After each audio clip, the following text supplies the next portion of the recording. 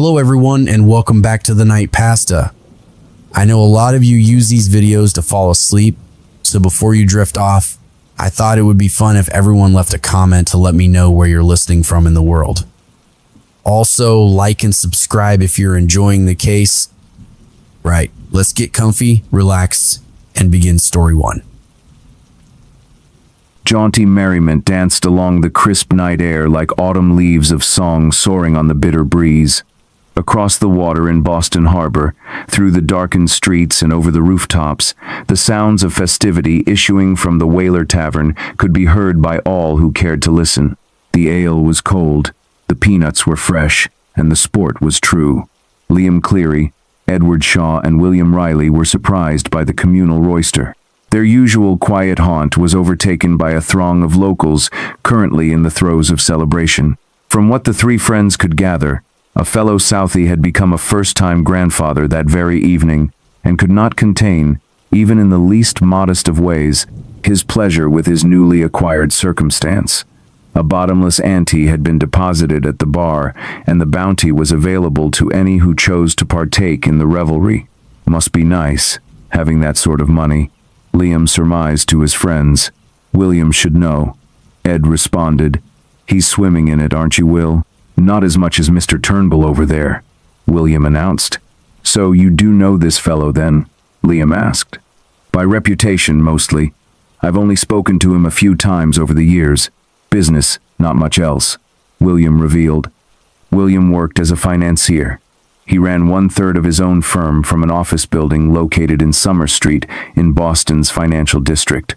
Very well traveled, his vocation regularly took him to places like New York, Philadelphia, Chicago, and New Orleans. William was the academic one of the gang. The three of them had been born in South Boston and schooled together when they were children. In their teenage years, Liam and Ed continued their secondary schooling in various parts of Massachusetts, but William, his family being of that type, was sent to boarding school and, subsequently, university in Paris. That was around the time when Liam's sister, Alice, was murdered.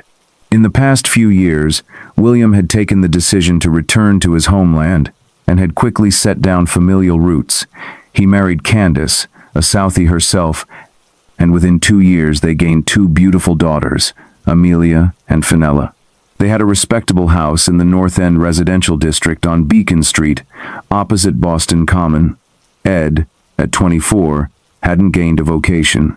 He had performed in his school career as well as any of the others, but no subject he'd encountered in his younger years caught his admiration as much as the Boston Police Department, of which he'd been a serving officer for the past 11 months. He felt an immense pride whenever he introduced himself as Constable Edward Shaw, and he took every opportunity to take part in introductions where he could respectably broach the subject of his own profession. He and his fiancée, Gaynor, had parted earlier that year in the spring and, as such, had since dedicated his life and time to his chosen service. And, of course, to regular drinking sessions with his old friends, Will and Liam. Liam Cleary and his wife, Mary, were expecting their first child to be born in the next 4 months.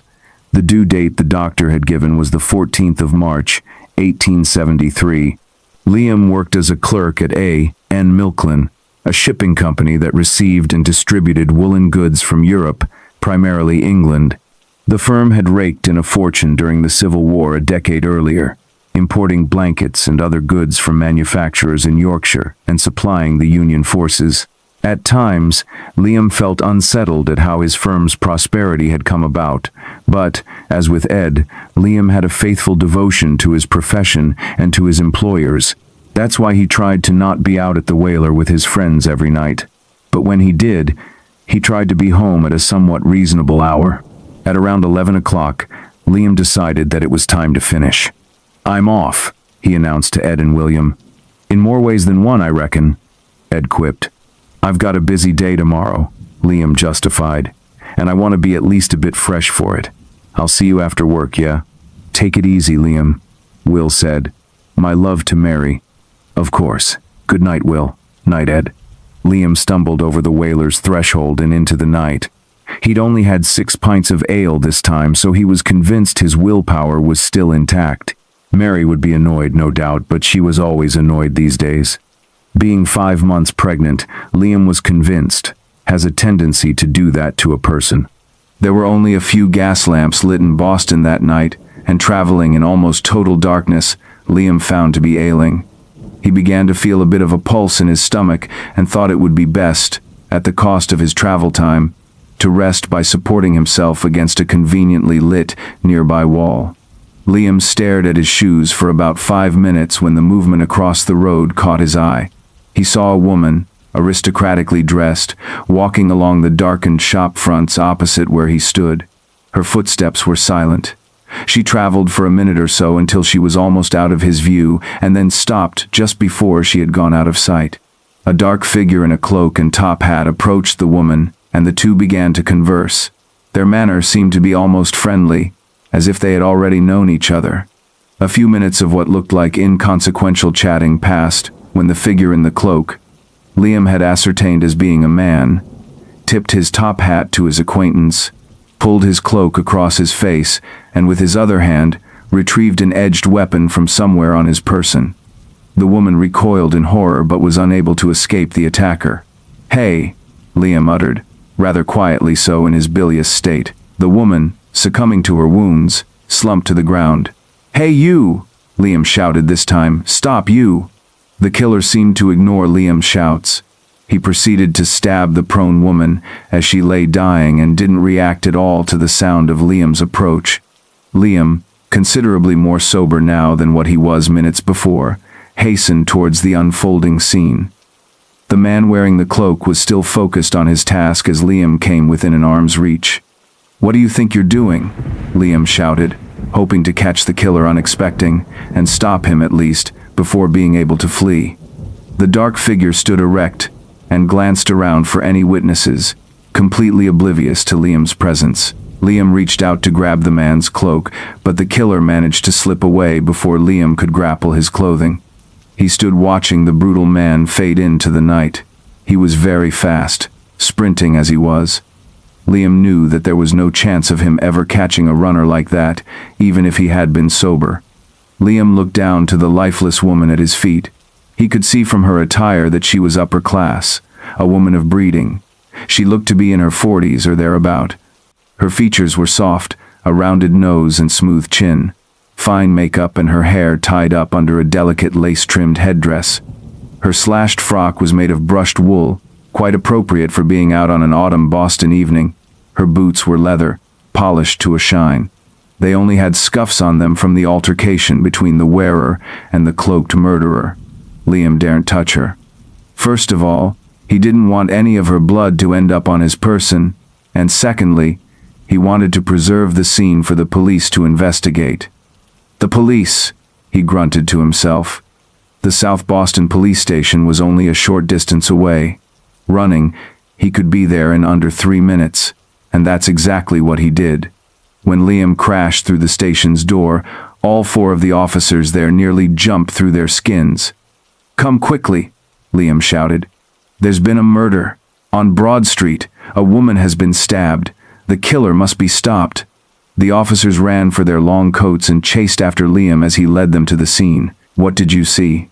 An officer shouted to Liam between his huffs and puffs. "I saw a man, I think, a man in a cloak," Liam reported. In less than 2 minutes they'd arrived at Broad Street, the location of what Liam had said he'd seen, and there was nothing there to be observed. No woman, no blood, and no remnants of anything at all happening, as Liam had described. "What is this?" Detective Worthington said as he approached the breathless witness. "A bit of a joke, is it?" "I meant what I said. There was a woman, here, dead, murdered," Liam protested. "This killer must have returned and taken the body with him so there could be no investigation. And scrubbed all of the blood from the street and gutter as well, I suppose. And in how many minutes? 6? Liam knew he wasn't winning in the detective's eyes. "It was here," Liam said. "She was here, as was he. I saw her murdered with my own eyes." An officer approached Liam with a look of severe disbelief on his face. "How much have you had to drink tonight, Mr. Cleary?" Liam stated. "Liam Cleary." "Now then, Mr. Cleary," Worthington concluded, "you've had your fun, and at our expense. Now I suggest you get yourself home and sleep it off. Now there's a good lad. But I'm telling you that I saw a man kill a woman right here. Now, Mr. Cleary, the detective calmly continued, if I wasn't in such a good mood, I'd take you to the station and lock you up until you came to your senses. Now get yourself home and that'll be the end of it. But I'm certain I saw it happen. Liam was beginning to falter. He placed one hand on his hip and raised the other to his brow in an attempt to massage a meaningful memory from his addled recollection. He accepted that there was a possibility that he had fallen asleep and dreamed the entire thing. The woman, the murder, the killer's flight, and when he awoke from his drunken kip, misinterpreted the happening and thought he was acting accordingly by reporting what he'd seen to the police. A viable chance that everything he saw, from the tipping of the man's top hat to the scuffs on the woman's boots, was an alcohol-induced fantasy. "Good night, Mr. Cleary," Worthington said as he walked off, disdain in his stride. Two of his officers followed the detective away, leaving the final officer to approach Liam with an assumed look of concern in his eye. Liam thought that he had been able to achieve at least some sort of believability by what he said, and had reached this lone man, this learned person of understanding, to comprehend his dilemma, and perhaps muster a feeling of empathy within him to connect with Liam's certainty of what he'd witnessed. A clip round Liam's ear from the officer, and a short, sharp, "Get yourself home, you drunk bastard," convinced him otherwise. Liam continued his journey home without incident. His bafflement carried his thoughts in many different directions all at once. He recalled the way he felt as he watched the aristocratic woman being attacked. He wondered how she must have felt as it happened. If his reaction was driven to dread and terror, he could only imagine how she must have felt as she was experiencing the savagery put upon her by her assailant. This made him think of his sister, his Alice, who had been accosted and strangled by her attacker. On a sunny summer's day nearly 7 years ago. She was 16 at the time and knew nothing of the world. The fear she must have experienced as she died must have been beyond comprehension. Beyond anything Liam was capable of imagining. They found her body sat slumped on a bench on a pier at the harbor, the bruising not yet showing on her neck and throat. Her murder had occurred only very shortly before her finding, and her killer was never caught. Liam entered his house as stealthily as he could, up the stairs and past the doorway that opened to his slumbering wife. He changed into his nightclothes in the stairs and eased into bed as quietly as a ghost. He was convinced that Mary hadn't been stirred by his homecoming, and she would be none the wiser as to when he finally came through the door. Liam kissed his wife before getting out of bed the following morning. He went to the window of their chamber and slid the curtains open. He felt the cold air coming from the slightly open window sting his nostrils.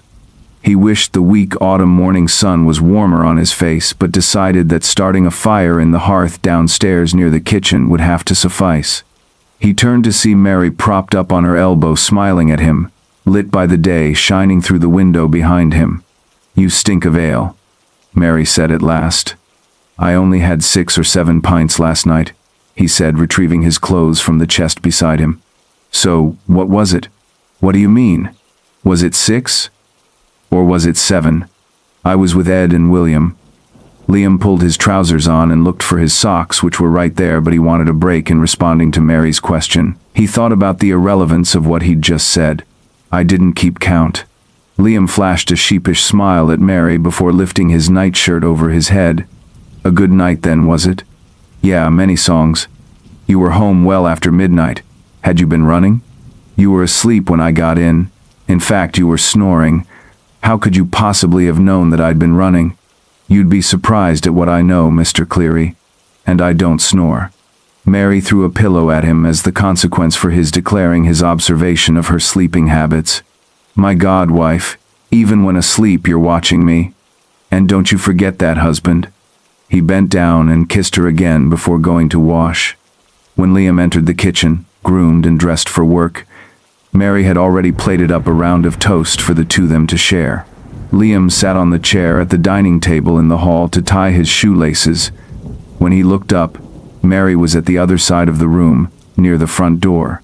Cat-like, he assessed. "Mother is visiting this weekend." Liam heard his wife say in a dramatic tone as she walked slowly towards him. He looked at her, expecting further announcement, but Mary said nothing more. He took a piece of toast from the plate and held it in his teeth as he put on his coat. He tore a chunk from the slice and swallowed it quickly. In the awkward silence that followed Mary's announcement, Liam feigned a look of distress. "What was that look for?" she asked. "I'm only joking," Liam said. He stuffed the last of his toast into his mouth and kissed Mary on the forehead. He smiled to her as he left. As Liam did his morning walk to work, he was certain that Mary knew he welcomed her mother into their house. He was appreciative of his mother-in-law. He was glad they were close, as a family should be. And he was hopeful that she would be more than willing to help with the childcare that the new parents would eventually require. In that morning's rush before work conversation between husband and wife, Mary never once mentioned her mother, visiting or otherwise. When Liam arrived at his office that morning, he was greeted by the sight of his colleagues with their backs turned to him. "Charming," he said as he decoded.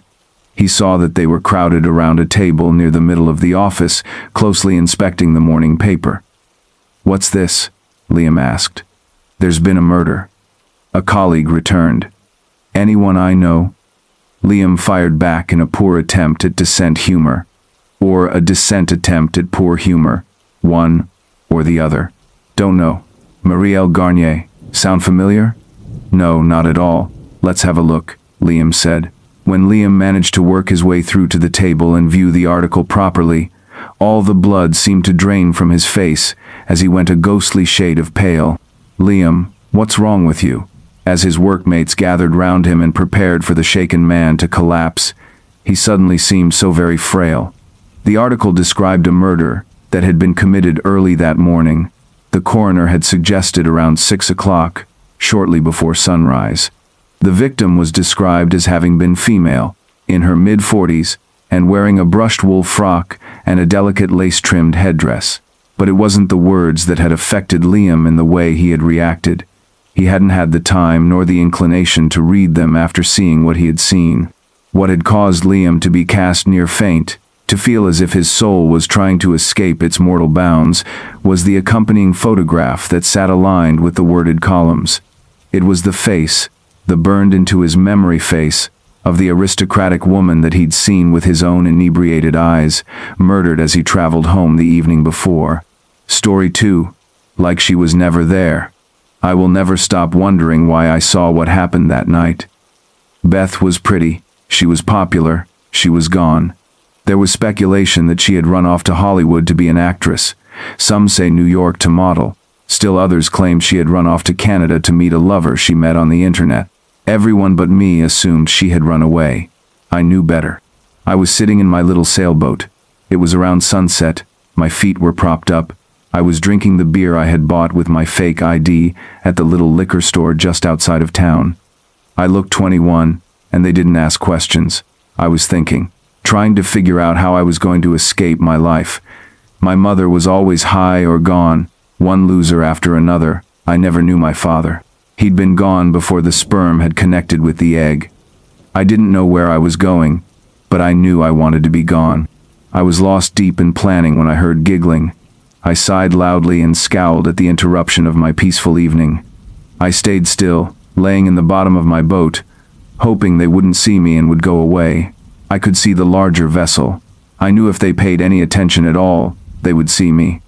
I decided not to care and waited for the revelers moving on. After listening to the giggling and the subdued conversation for a while, the voices turned angry and got louder.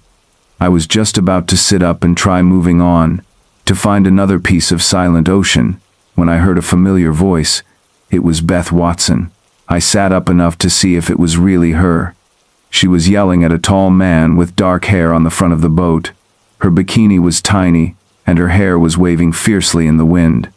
I still couldn't really understand what they were arguing about. I caught the words wife and baby, so it wasn't hard to glean what was going on. I was mildly shocked. Beth with a married man, probably pregnant. I never would have seen that coming.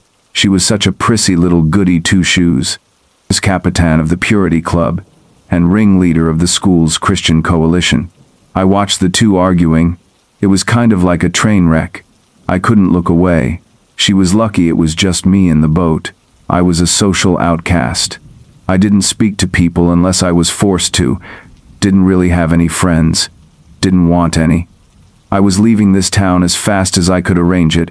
I wanted no ties to this town. When he grabbed her and started shaking her, I was shocked and I froze. Should I do something? Should I help her? I sat like a statue as the shock locked my body into place. I couldn't even scream. I saw her slap him, and he returned the favor. I think she was mostly unconscious at that point. When he pushed her overboard, I clearly saw her head slam hard against the railing as she fell. A few seconds later, just a few heartbeats, and I heard the boat start up and take off. I tried to get to where I thought she had fallen. I was finally able to move, and I tried. Only I couldn't find her. Her body was just gone. So far down in the murky depths, I could not even see any blood where she had fallen. I didn't know what to do. Had the man seen me? His boat was still visible as he circled around and headed back toward the shore. I followed, giving wide berth to his boat, hoping against hope that he wouldn't see me, that he wouldn't recognize me. I had been far enough away that I didn't think I could even identify him. I admit, I am an awful person. I didn't report what I had seen. I kept my mouth shut as the rumors spread like wildfire. Oddly, her parents hadn't reported her missing. I heard that they told the cops that they believed that she had run away from home. I don't think they looked very hard after that. Just another teenage runaway. Her face was put up on the missing persons board at Walmart and the post office. I tried to ignore it and wait for it to blow over. Surely if I didn't say anything, the guy would have no reason to ever look for me. I finally started to believe that he had not seen me, or maybe hadn't recognized me, or my boat. I hadn't recognized him, or seen his boat since the incident. It was about a month later that I discovered I was wrong. I was saving money hard. I worked 2 jobs and saved every penny, banking it like it was my religion. I would get out of this town if it was the last thing I ever did. Now I was even more motivated to see it in my rear view.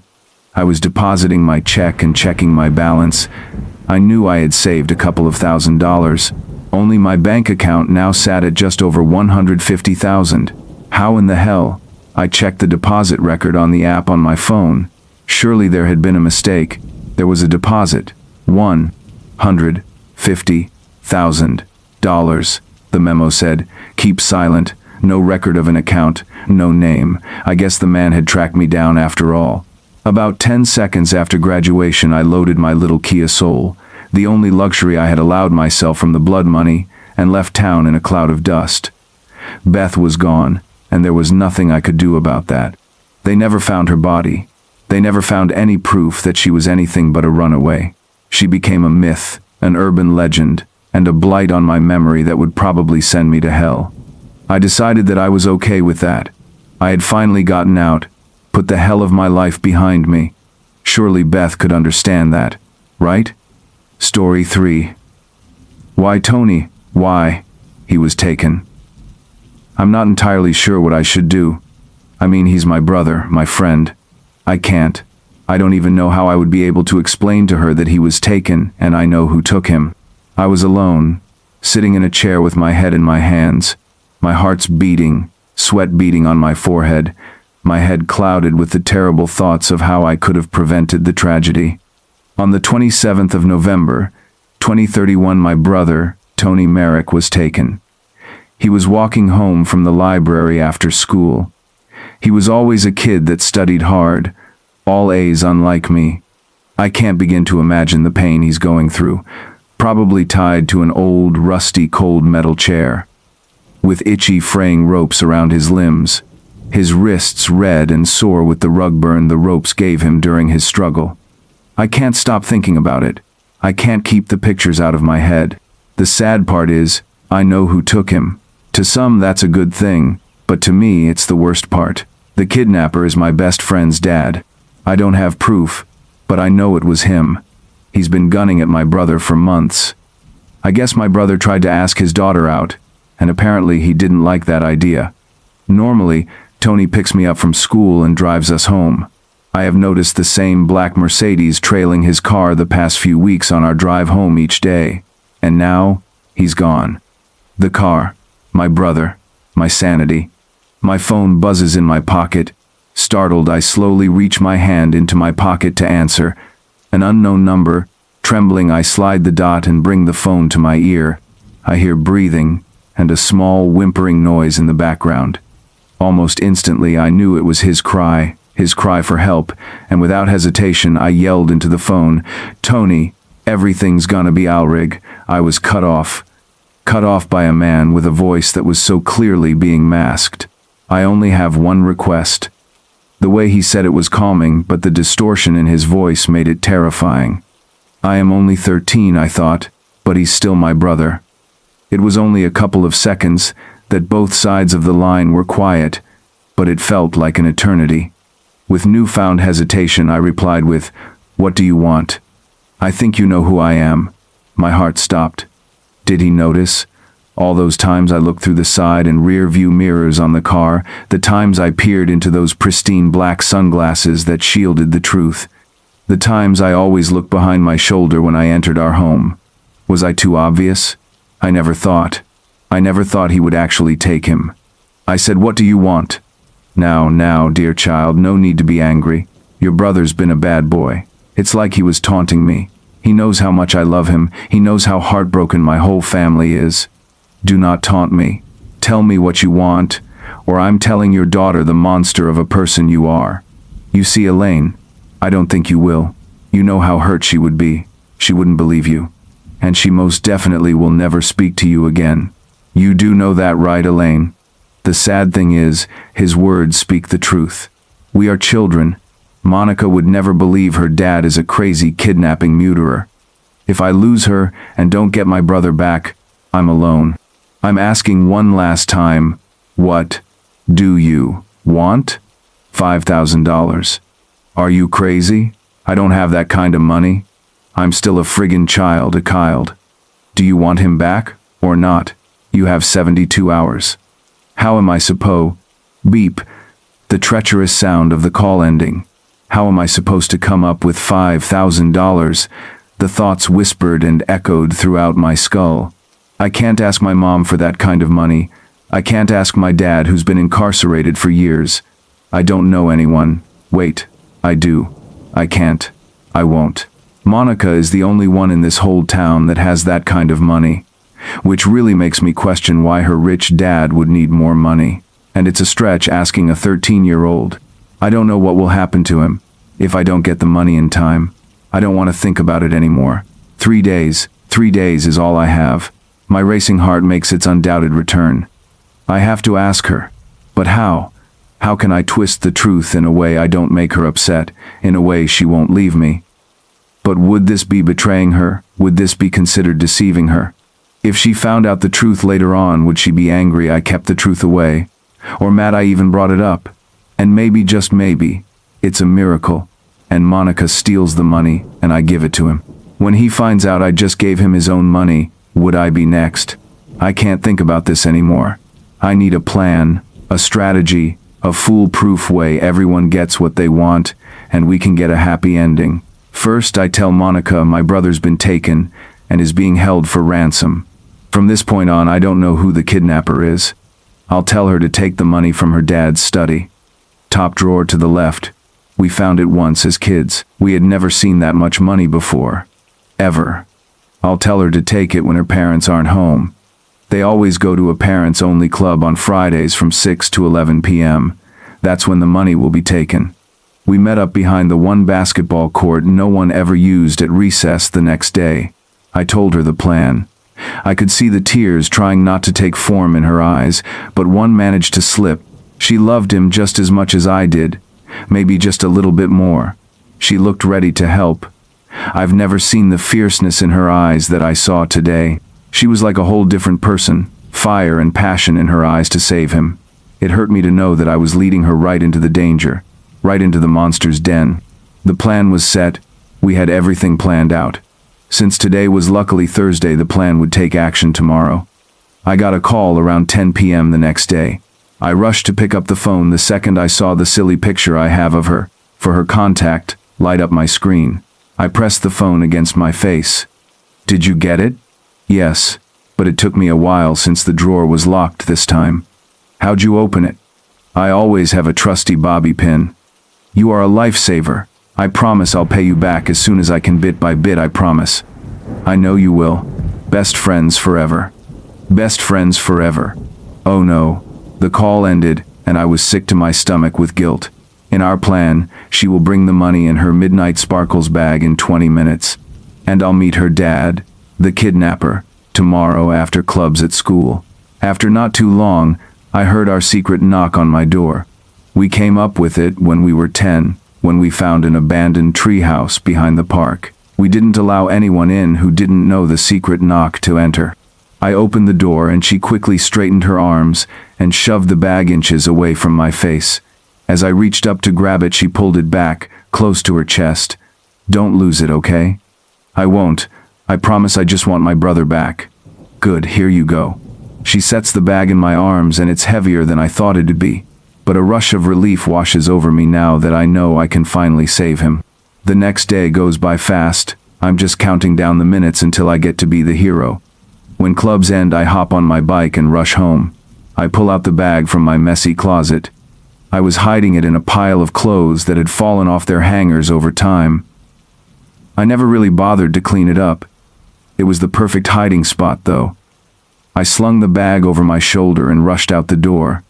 I was running as fast as I could. This was my moment. This is what he will remember me for. I arrived. It was an old rusty building with bent nails and broken boards covering the shagged and molding wooden walls.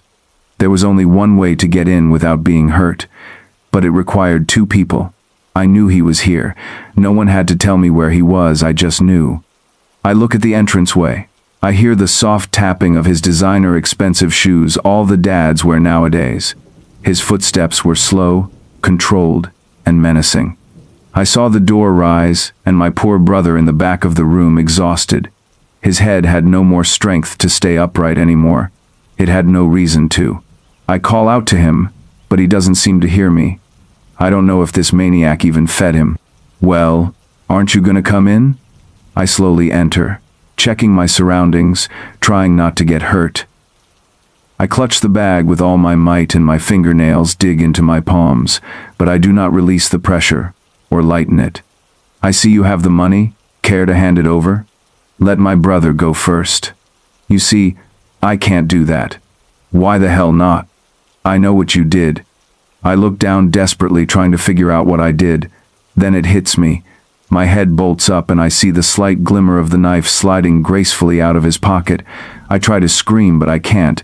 My mouth opens, but no sound comes out. He is behind my brother, knife in hand. In a quick, seamless motion, grabs my brother by his hair and effortlessly slides the knife across his neck. It didn't look real. The waterfall of blood sliding down his neck and soaking the collar of his dirty light blue shirt. He gasps for air, but it sounds in pain, and his head falls back down. This time for good. I drop to my knees and just start crying. The bag dropped to the floor and I hear the door abruptly slide open. Hey, Elaine, did you get your brother back yet? And then a scream. She looks at the body and then at me, a mess on the floor, and then at her own father, and back to me. Through her tears caused only by trauma, she asks me, Did you know? Did you know it was him, my dad, my dad? I could only nod. Story 4. Murder, was it or not? Like Sharadindu Bandhopadhyay's hero is Byomkesh Bakshi, Satyajit Ray's protagonist is Pradosh Chandra Mitter Faluda. Arthur Conan Doyle's lead is Sherlock Holmes. My Lionheart is Mr. Pradeep Chatterjee. A 35-year-old private investigator. He rented a small apartment in Barrackpur, North 24 Parganas. He had a sophisticated look, a thin mustache, and wore glasses. Pradeep had great wisdom, and his observation skills were brilliant. He was affectionately called Shonada. He was a bachelor and lived with his younger brother, Birju, full name Brijmohan Chatterjee, and Bola Dadu, full name Bolaram Das, who worked for them and stayed with them, was 71 years old. Their house was neat and tidy. Shonada was a punctual man and was also very famous in his locality. Our very own Shonada was sitting idle for the past 1 month. No new cases were there, and the old ones were brilliantly solved by him. His brother, Birju's business was flourishing, and Bola Dadu was fit and fine. One day, Bola Dadu came and looked quite upset. Shonada asked, "What happened, Dadu? Why so sad?" Bola Dadu replied, "Pradeep Babu, for the past few days, I am very unhappy. Actually, many of my friends who live in nearby localities are visiting various destinations for leisure with their children and grandchildren. And look at me, I am still a bachelor and without any family. How depressing." Shonada, with his charismatic smile, said, "Bola Dadu, I call you Dadu, which means you are my granddad. We three are a family. You, me and Birju. You should never feel that you are alone. Coming weekend, we all would be going to Mumbai for a short stay. Happy, Mr. Bolaram Das?" Bola Dadu was delighted. In the evening, when Birju returned, he was told that their next visit destination was Mumbai. Birju jumped in joy and said, "Shonada, I am excited." Shonada laughed at his silly antics. Next morning, Shonada went to the railway ticket counter and bought 3 Gitanjali Express tickets. Bola Dadu and Birju went to the market for buying all the important stuff required for their visit, like sunglasses, some new shirts and trousers, dhotis, Bola Dadu's favorite, a travel guide, and a book on the history of Mumbai. The old man was more excited than the young man. Pradeep Babu did all the hotel bookings via telephone and also fixed a driver for sightseeing. As planned, they got ready for their Mumbai visit. The train was on time, and the trio reached Mumbai safely. Their driver, Nandlal Guha, was a friendly man and could speak both Hindi and Bangla. Shonada preferred to rest in the hotel and allowed Bola Dadu and Birju to go with Guha for sightseeing. Shonada was tired after the journey. He started reading the book on the history of Mumbai. When he was on page 38, a doorbell rang and Shonada became a little suspicious because Birju and Bola Dadu went for sightseeing half an hour ago only, and it's impossible for them to come so early, leaving the heritage of Mumbai behind. He went near the door and asked, "May I know the name of my visitor?" The person on the other side of the door replied, "Housekeeping staff, sir." Pradeep opened the door and let the man clean the room. After he left, Shonada found a chit lying near the chair. He picked it up and read it. It said, 8 p.m. Bombay Cocktail Bar. Come with your relatives. Yours truly, B.C. Shonada was quite perplexed and decided not to disclose this to anyone. He went to the reception and inquired about the housekeeping staff, but the receptionist told that he didn't send anyone to their floor. Shonada was confirmed that someone had sent the guy intentionally to deliver the message to him. He was going back when he heard a familiar voice. It was Birju's. He was so elated that he couldn't control his emotions and hugged Shonada and remarked, "Oh, thank you, Shonada, for this wonderful trip. I am loving it." Bola Dadu was also exhilarated. After ordering some snacks and tea, Shonada in a very casual tone said, "Let us visit Bombay Cocktail Bar tonight around 8 p.m.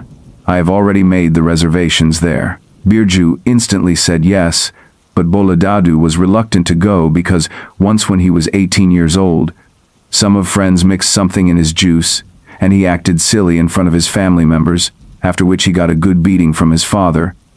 But after Birju's innocent request, he agreed. Around 7 p.m. with Nandlal, they started from their hotel and reached the bar, which was 19 kilometers far. At around 8:05 p.m., he saw many people dancing, laughing and drinking. Birju chose dancing over drinking, started enjoying there, while Shonada ordered a beer for himself and a juice for Bola Dadu. Chatterjee Sahib was cautious and alert, while Bola Dadu was feeling a little drowsy. Suddenly lights went off and hooting started. After few seconds, the light supply was resumed, and they again started dancing.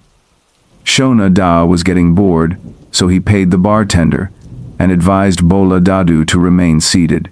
He rose from his seat and went outside the bar for a casual walk. In the garden, He started getting a strong smell of cigarette, and after the search he found a cigarette butt near the bushes, and still red, which indicated it was just smoked by someone. Shona Day carefully saw the cigarette, which had the name of the company written. After 15 minutes he went inside and called Birju and Boladadu and told them that it was 11, and now they should go. Shona Da called Nandlal, and they started for their hotel, the Windfall. On the way, Birju was full of excitement and said, "Oh, I love dancing with her. So elegant, so charismatic." Shona Da questioned, "With whom, brother?" He replied, "Beena Sarkar, a 25-year-old IT professional. She studied with me in my school and we met after a long time, but after the light supply came, I couldn't spot her. Maybe she was tired and had left the bar." Shona Da smiled, and within half an hour they reached their hotel. Next morning, Shona Da got a call from an anonymous number. He picked up the call and asked, "May I know your name?" The caller replied, "Ah, Shona, how are you? Remember me?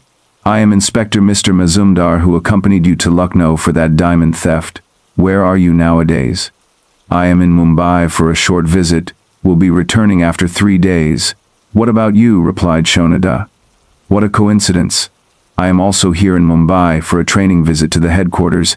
But see, today I got a missing complaint from a man named Ganashatru Sarkar, whose daughter, Beena Sarkar, is missing from yesterday night, right, Mr. Mazumdar?" Mazumdar was astonished and exclaimed, "Are you practicing mind reading nowadays? I mean, how did you guess it?" "It is a long story, Mazumdar Babu. I want to meet you today evening at 5 p.m. Please come to my hotel, room 124. Sure, Pradeep Sahib will be there." Conversation ended. Birju and Bola Dadu were afraid after they were told about the incident. Birju said, "How is this possible, Shona Da? We danced together and suddenly after that she vanished." In the evening, Mazumdar Babu arrived with another bad news. Beena Sarkar's dead body was found near a lake, which was 2 kilometers away from the bar. Mazumdar needed Shona Da's help, to which he readily agreed. First of all 4 of them went to the Bombay cocktail bar and ordered the manager to bring the reservation list of members yesterday, along with their phone numbers and addresses. Mazumdar and Shona Da visited the spot of murder. A stinking smell was there. Bloodstains were there along the road, which proved that the body was dragged from a distance. Beena was stabbed with something sharp, and her face was disfigured with a stone or heavy object. Shona Da scrutinized the spot and found 3 important things. 1 was a blood-stained knife behind the bushes, a cigarette butt near the leg of the body, and a torn piece of cloth. Shona Da picked up the cigarette and saw it. He told Mazumdar to keep it safe in the packet with the piece of cloth. Confused Mazumdar agreed. Shona Da rushed to the bar and directly went to the garden where he saw the cigarette lying. He picked it up and rushed back to Mazumdar, who was still near the lake. Meanwhile, her father, Ganashatru Sarkar, and mother, Benilata Sarkar, were called. Shona Da called Mr. Mazumdar aside and told him that he needed his favor. He assigned him the task to locate the people who bought the cigarette from the brand Copper and Wright since 1897. Within the last 1 week or so, Shona Da returned back to the hotel. Next morning, Mazumdar arrived with the reports which clarified that Beena was stabbed around 9:30 and her body was dragged. Also, Mazumdar shared a vital information that the brand Copper and Wright, since 1897, is a very expensive cigarette brand which very few people can afford. In the last 1 week, only 4 people have brought the cigarette from various stores in Mumbai. Here's the list. Shona Da closely matched the list with the other list of the reservations and revealed a shocking truth that all the 4 people were there in the party. Mazumdar and Shona Da were startled. Bola Dadu decided to rest, and Mazumdar had some important meeting to attend. So, Birju and Shona Da first called 4 of them and took their address, but didn't disclose the reason of their visit. The first guy was Mr. Bilasmoni Chakraborty, who was a businessman and was living in Mumbai for the past 3 years. He had curly hair and was short in height and had a dog named Husker who was quite violent. Shona Da first questioned him the purpose of his visit, to which he replied that he wanted to take a break from his hectic schedule, so he took a day off and wanted to enjoy. Shona Da also asked him about the cigarette, to which he agreed and replied, "Rich people, a rich lifestyle, you know." Shona Da was done with the first one. Second one, Mr. Kanti Kumar Pilgaonkar, who ran a sari shop in Andheri, upon asking the same questions, he replied, "Yes, I visited the bar with my wife to spend some quality time together." "And cigarette?" "I don't smoke. Actually, I have asthma and doctor prevented me from smoking. You may have the wrong information." The third one was a lady named Sunita Krishnaswamy, who was a bachelor and had the bad habit of smoking too much. Her house was full of smoke and she was an alcoholic too, and had a bar inside her home also. But she visited the bar to meet her office friends. Last one was Mr. J. Shankar Wadkar, who was a decent man but had a rich lifestyle. He visited the bar because his friend was the manager and he was invited. He also agreed that he loved smoking copper and right since 1897, for it had a unique taste. Shona Da had done with the investigation. Next, just for a casual talk, he visited Mr. Sarkar with Miss Mazumdar, who was free by then. Sarkar welcomed Shona Da and his team and started crying bitterly when mentioned about Beena. He said, "She was our only daughter and we have lost her. Oh Lord." Shona Da found something suspicious, but remained quiet. That night, Shona Da applied his brains hard and finally cracked the case. Next afternoon, he invited all of his colleagues to his hotel room. Mrs. and Mr. Sarkar were also invited. Shona Da advised Mazumdar to bring 2 policemen to handle the situation. He started, "The night when we went to the bar, in the garden I saw a cigarette butt, still red, of the company Copper and Wright, since 1897. And when I investigated the crime scene, I found the same company's cigarette butt lying there. But with that, a piece of cloth was also found, which was possibly torn from a cotton shirt previous night when we visited Mr. Sarkar. I saw his shirt was a little bit torn and had a black spot which he was trying to hide. Before leaving, I spotted an ashtray in the corner of the room which had an unfished cigarette, which has to be thrown because of our unexpected arrival. Right, Sarkar Babu." Ganashatru Sarkar remained quiet. Shona Da continued, "In Miss Pilgaonkar's house I could smell the scent of the cigarette but was not sure. Later I was sure when I spotted a missing knife from your collection, and the design resembled the knife found in the crime spot, and in the cigarette buyer's list we couldn't find Mr. Sarkar's because a packet of cigarettes was provided to him by Mr. Pilgaonkar, right?" There was a strange silence. "Also, I could spot the cigarette pack in Sarkar's pocket when he visited the spot," Mazumdar questioned. "But why would a father kill his own daughter?" "That's where the twist is. Mr. Sarkar was not the real father of Beena. Her real father was Mr. Apurbo Shkar, who died in the plane crash. Her mother married this cruel man as her daughter needed a father's love, because then she was too young.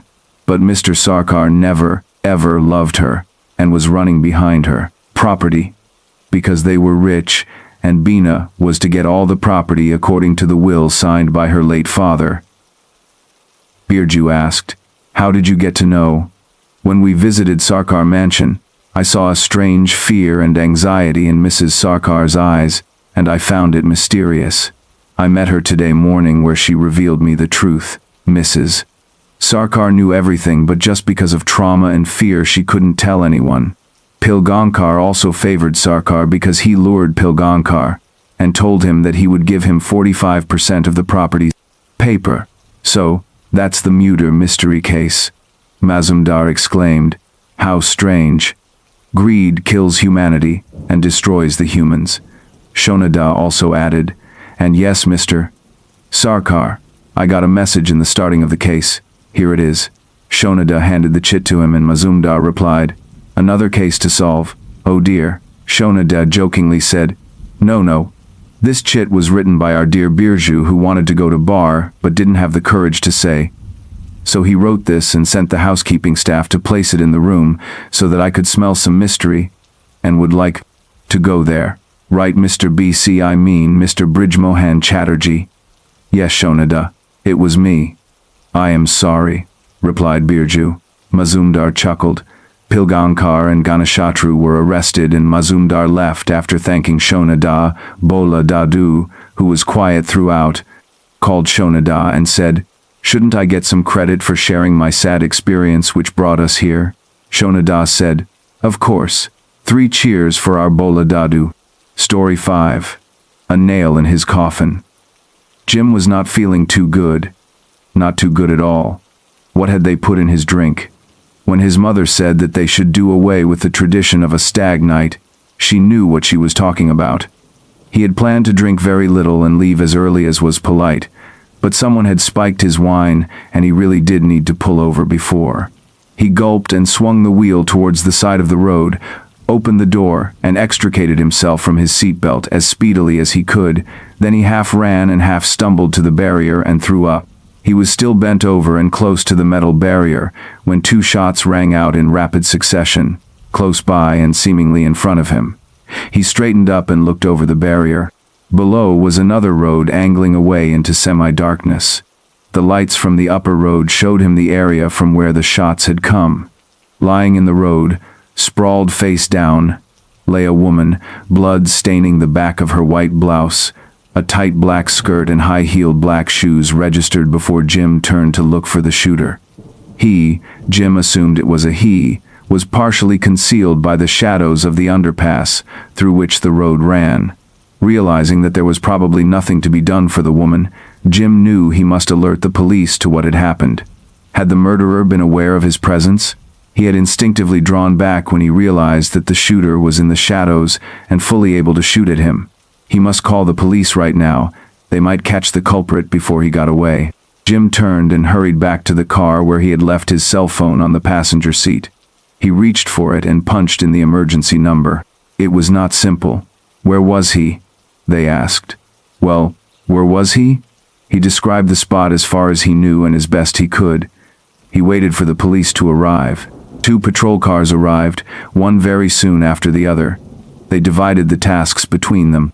The 2 officers in the first car came to question Jim, and the 2 in the second car drove down to the lower road, to the scene of the crime.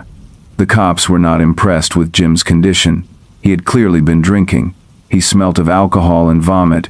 They asked him what he had seen and eyed him with suspicion. One of them stayed close beside him and took notes, having first relieved him of his car keys. The other cop, the passenger, ambled over to the barrier and looked down.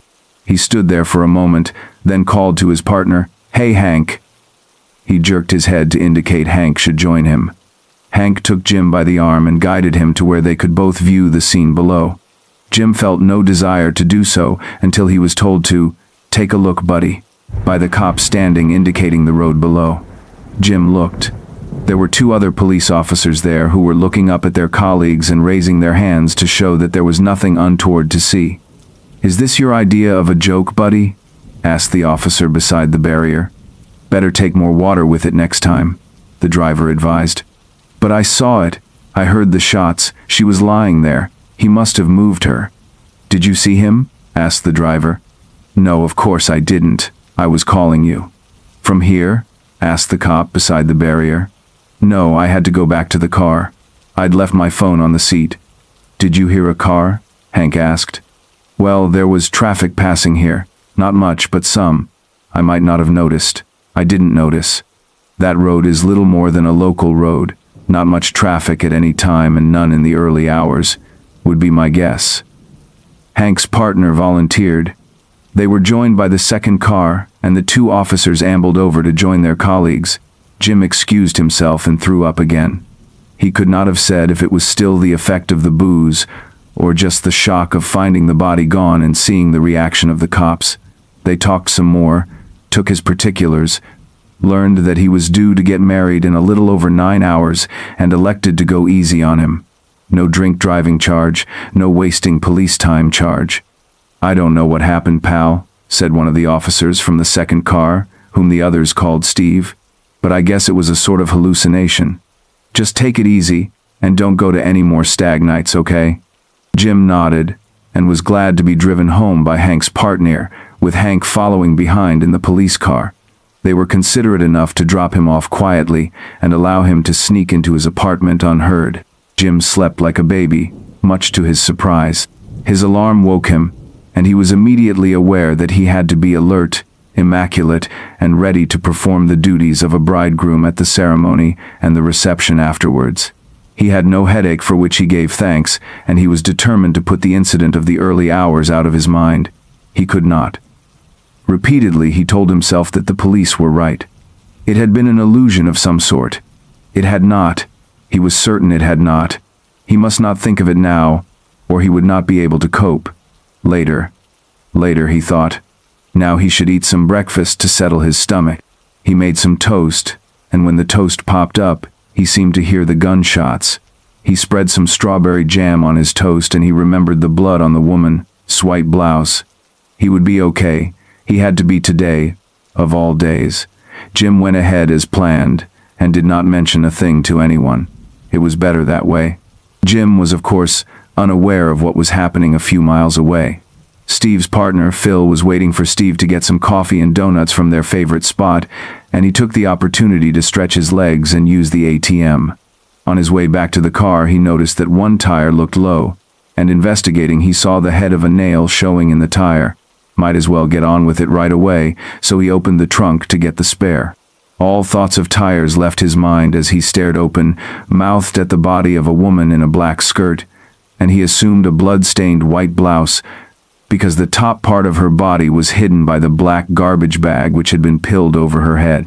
Thinking quicker than he would have given himself credit for, he slammed the trunk shut and looked toward the coffee shop door. 2 guys were going in, and Steve was waiting to come out with his purchases. This gave Phil a chance to slip back into the passenger seat and hope that the tire would hold out until they got back to the station. In any case, he knew that Steve would handle the change himself if necessary, and one way or another, they would arrive at the station okay. Eating, drinking, and driving meant that little conversation was required, and on their arrival at the station, Phil lost no time in reporting to the sergeant the events of the previous night and his discovery of this morning. Steve, who thought he had everything well in hand, was shocked to find himself handcuffed and in custody. When Jim and his bride returned from honeymoon, they learned that Jim would probably not be required to give evidence at a trial. The physical evidence was so damning, and Steve had confessed to the murder of Elena Montez. She was a hooker who sometimes took clients back to a small motel not far from where she had been killed. Steve had recruited her as a police informant, and gradually he had persuaded her to act as a go-between in the illicit drug deals which he had going. She had asked to meet him on that fateful night, and Steve had left Phil drinking coffee in a nearby diner, saying he had an errand to run. He met Elena as planned, and he drove her to the underpass. He tried persuasion, bribery, and threats to get her to continue as his liaison with the drug dealers, but she would have none of it, and she was foolish enough to tell him that he had more to lose than she did, and she could turn him in to the police. He hit her, and she scrambled out of the car and ran. He fired 2 shots into back, and then saw Jim on the road above. Jim had turned away to head back to his car, and Steve hurried to the trunk of the car where he always had a garbage bag. He rushed back and slipped the bag over her head to keep the blood on her upper body away from his uniform. She was very lightweight and easily dropped into the trunk. He then sped back to the diner, picked up Phil, and they answered the call to the crime scene.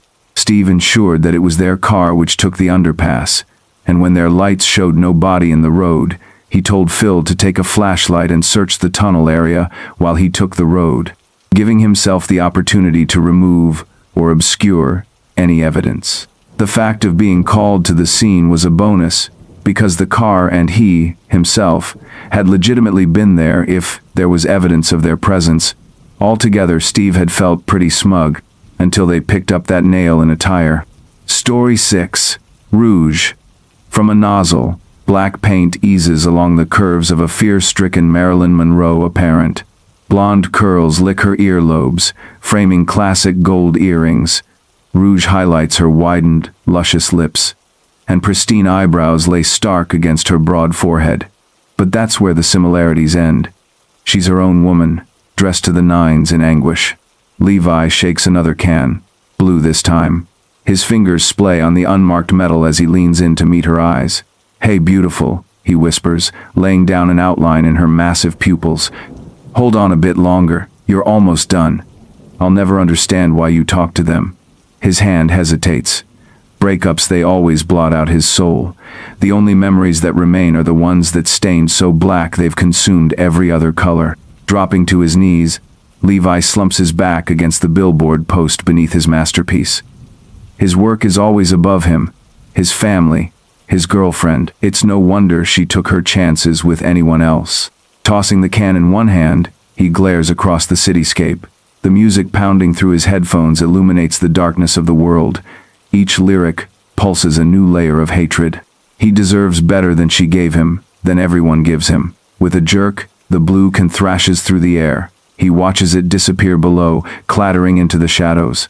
Scrape. The sound settles on distracted ears. His head bounces to the beat, foot matching the rhythm. Marilyn's counterpart is going unfinished again. Since Georgia left him, he hasn't been able to complete a single piece.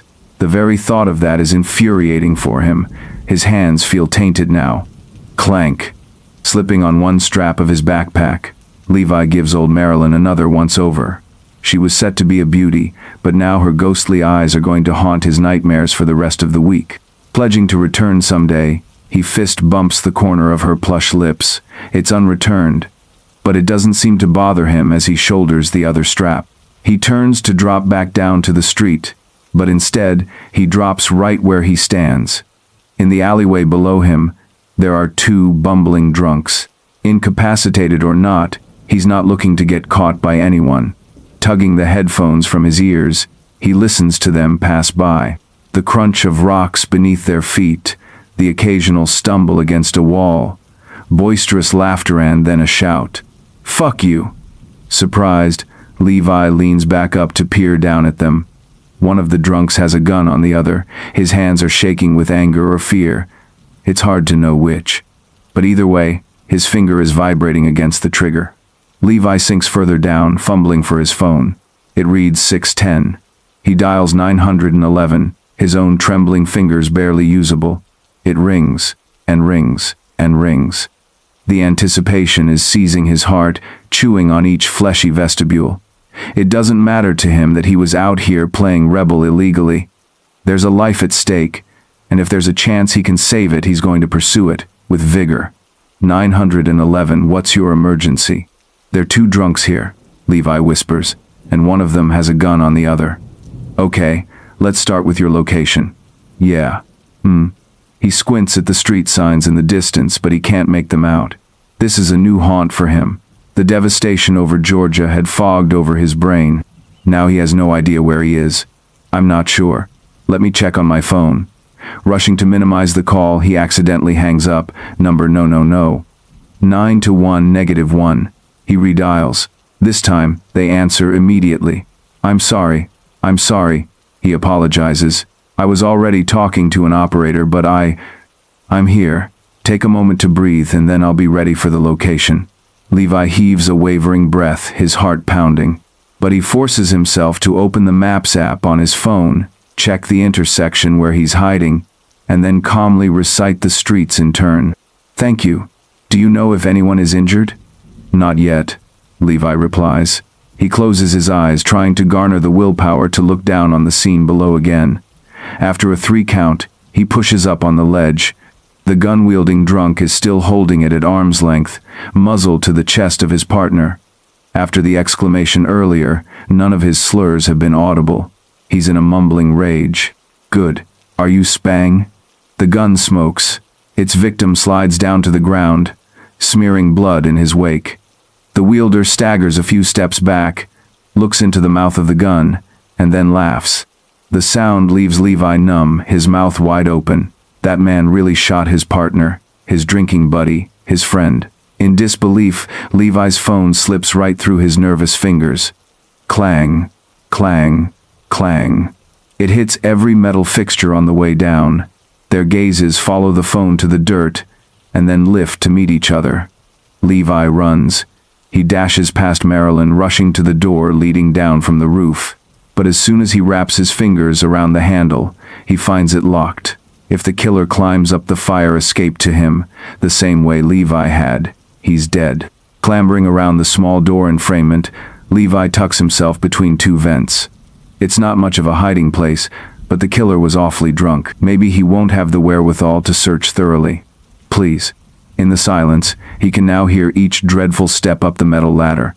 The killer is heavy, his weight causing it to groan, but he's climbing with little effort, considering his intoxication. One of these days, your art's going to get you in trouble, Levi. I can't take the stress of worrying about your well-being every night. I don't even know where you are half the time. That's why I have to do this. You know that's why. Of course, on the verge of death, his mind is reliving the memory of his breakup. It doesn't matter that she had good reason, nor does it matter that the memory is entirely too relevant. It's painful just to remember her face. He loved her. Loves. Maybe loves? Clack.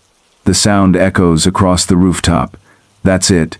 The killer's now on the same ground as he is. Heaving in a deep breath, Levi purses his lips together. The whir of the vents should be just enough to cover for any other noise he might make. Should be. But it's not enough to drown out each painstaking step the killer takes towards him. Crunch. Crunch. Crunch. With each step, Levi's heart beats closer to the rhythm. He can't breathe. Not yet, but his lungs are starting to constrict. His eyes are beginning to water. The fear of asphyxiation is looming in the back of his mind, and the killer keeps walking. How many rooftops has he now traversed? There's no way he's not to Levi's side yet. From his pack, Levi retrieves a can of red paint. It's not pepper spray, but it'll have to do. He can't hold his breath anymore. He gasps for air. There you are. Ah! Levi adorns his cry in rouge. It screams out of its nozzle, matching his own high-pitched whimper. His assailant flails, covering his face with both hands. But Levi won't stop. No. The red paint continues spitting until the very last drop. And then it sputters out, a stiff corpse clutched in stiff fingers. Kid, the man before him grumbles.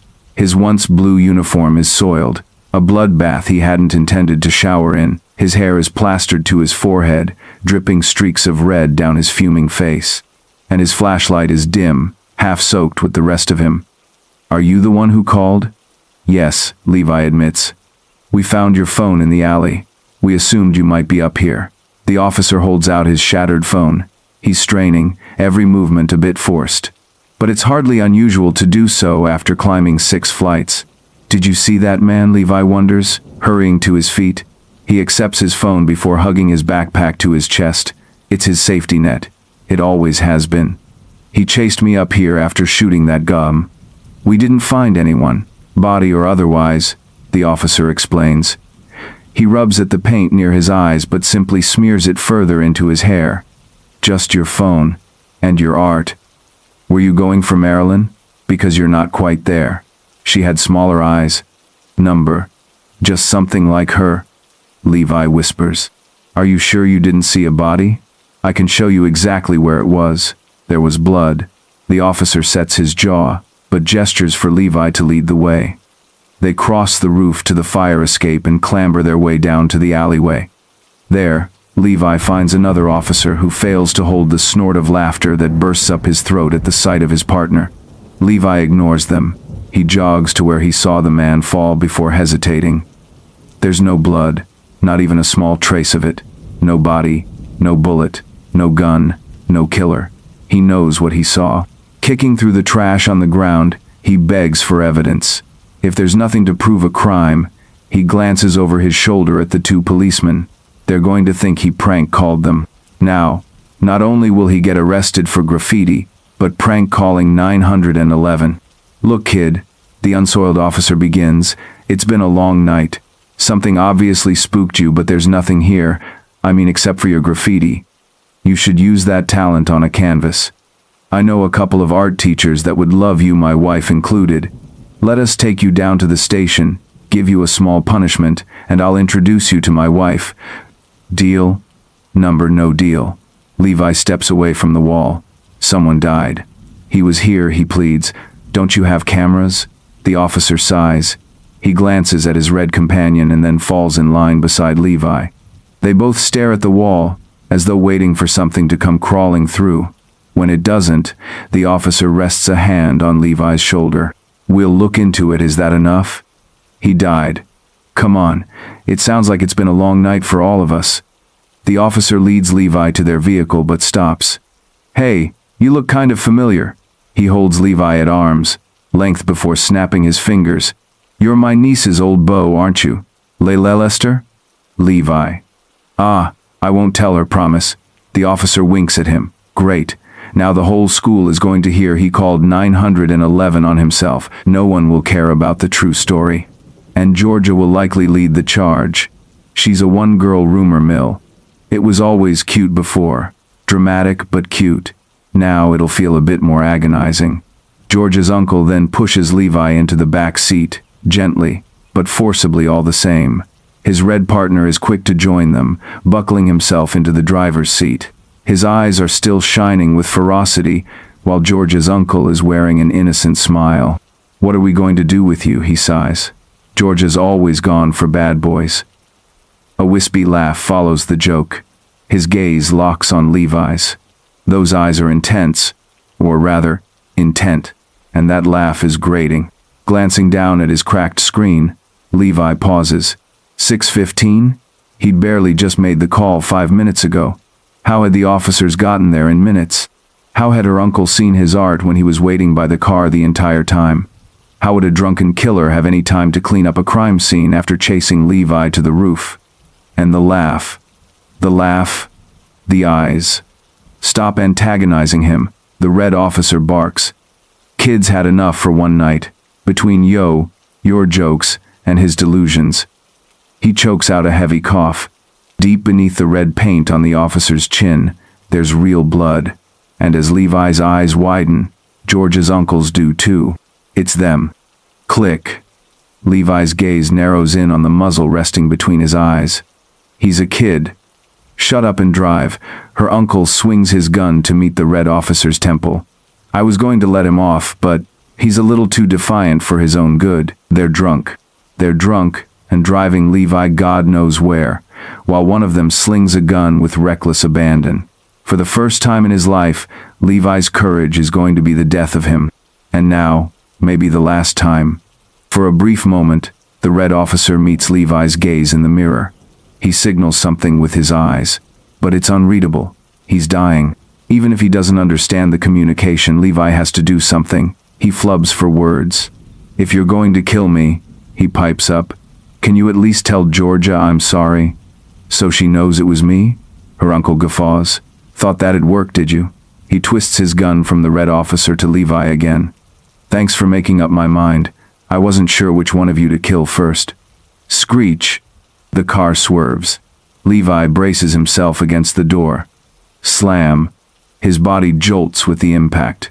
Over the hiss of steam seeping from the hood, he can hear gagging. The red officer is dead, without a doubt.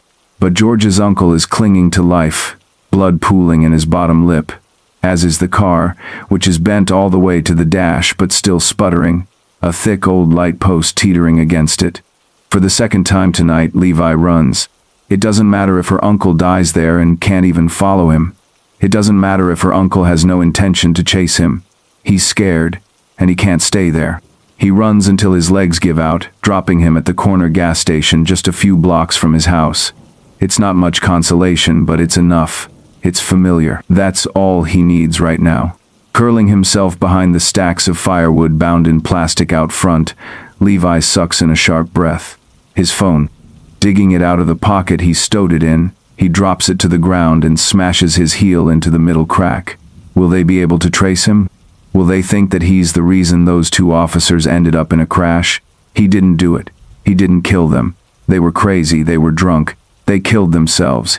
He just... Levi? His heart stops. Levi, are you all right? Georgia rushes to him, resting her hands on both his knees. Your parents called me and asked me if I'd seen you. We've been searching for you for hours. He'd love to answer her, to tell her he's perfectly fine and was out painting, but he can't. His throat isn't even functioning anymore. His lungs are burning, his body aches, and he's closer to urinating himself than he's ever been. You're really pale. Her fingers trace down his cheek before resting on his forehead. And you're burning up. Where have you been? You can tell me. I won't tell anyone. He can't even bring himself to gesture at his backpack. As she leans a bit closer, her knees crack on his phone. Oh, sorry, I didn't see it. She rushes to gather its remains in her hands and tries to piece them back together. It's no use. Georgia. Her name finally graces his lips. What, babe? That one word is enough to give him the strength to answer her. She's the only one he trusts to believe him. She's the only one who will understand his courageous follow-through. And she's the only one who hates her family more than he hates his own. Her uncle be damned. I witnessed a murder. Story 7. The South Asian girl. You whore. He was yelling at her, and she immediately shrank into a corner, huddling herself, trying to protect herself from his blows. I am going to kill you. I am going to teach you a lesson. And he starts kicking her, and she was screaming, and she gets up. Sage Miller's heart is thumping against her chest, sweating profusely, her breathing ragged. She gets up from her bed and pads into the kitchen, taking a pitcher of water from the fridge and pouring herself a glass of ice water. She sips the water from the glass, trying to calm herself down. It happened almost a year ago, and even though he is safe behind the bars and wouldn't possibly come out soon, she was still afraid. Sage only goes out of her apartment to work and returns back to her apartment as soon as she is done with her work. Her social life is non-existent, and she spent most of her time locked up in her own apartment, refusing to leave the apartment, and making sure that the doors and windows are locked. Sage glances at the wall clock hung on the wall. It was nearly 7:30 on a Thursday night. Taking the glass of water with her, she goes into the bathroom and opens her medicine cabinet. She stares at the pills case lying in the middle of the cabinet, along with the medicines and toiletries. If she takes the pills, she wouldn't be having those nightmares. She knows that. But she also knows that she has to be careful with the pills. Her doctor had warned her to not use too much of pills. Sage hasn't used pills for weeks, and she couldn't deal with the nightmares anymore. She grabs the pill case and takes 2 pills out of the case and puts them into her mouth, taking a quick gulp of water. She feels a bit relaxed and calm. She thought as she goes back into her bedroom. She walks towards the window where it overlooks the part of the Brooklyn neighborhood where she lives. In the distance, she can hear the sirens wailing, the apartment buildings across from her dotted with lights. The streets are busy as usual. Sage smiles. New York, the city that never sleeps. She takes the binoculars from her drawer and walks back to the window again. For a while, she has taken up a new hobby. Using the binoculars, she has been observing the lives of the people living in the apartment building across from hers. Not that she was stalking or anything. After the incident, she was curious and would like to imagine what the lives of the people are really like. Well, Sage Miller used to have a life, going out with her friends to nightclubs and restaurants and parties and enjoying her life to maximum. Then she met him, and things changed for her. The apartment building is quite tall, consisting about 10 floors. The building itself is brick, layered with balconies in each apartment and sliding doors, a bit fancier than her own apartment. She focuses on the apartment on the 3rd floor. The room is brightly lit, and a family of 5 was sitting by the dinner table, probably having dinner. Sage can imagine the father, probably working in a bank or law firm, recounting about his day at his office, and then asking his children how their school had gone. Maybe the children already had their term tests, and maybe got good or bad grades from the tests. The mother seems to be listening to the conversation while serving food to the father and the children. Sage can imagine what the dinner table is like. Bread rolls with pasta and meatballs and salad with ice cream for dessert. Watching the life of the family across from her street made her miss her family more. She then focuses on another apartment just above the 3rd floor, on the 5th floor. The sliding doors seems to be opened, must be to let the cool summer breeze into the room. She can see a woman about her age, sitting on her sofa, sitting in front of the television. She can see the blares coming from the television. Sage can imagine the woman must have had a long day and must be sitting in front of the television, probably watching a reality show or something, with a glass of wine in her hand. Then Sage focuses on the apartment on the 10th floor. She can see a South Asian, she was sure of it, girl in her late 20s waving her arms around frantically. She can also see a man, probably in his early 30s, was pointing finger at her, and it seems like they were quarreling. Sage chuckled a little. Maybe they are having a lover's quarrel, she thought. But the scene in front of her reminds her of something else, that she was longing to forget about. She focused on the scene in front of her.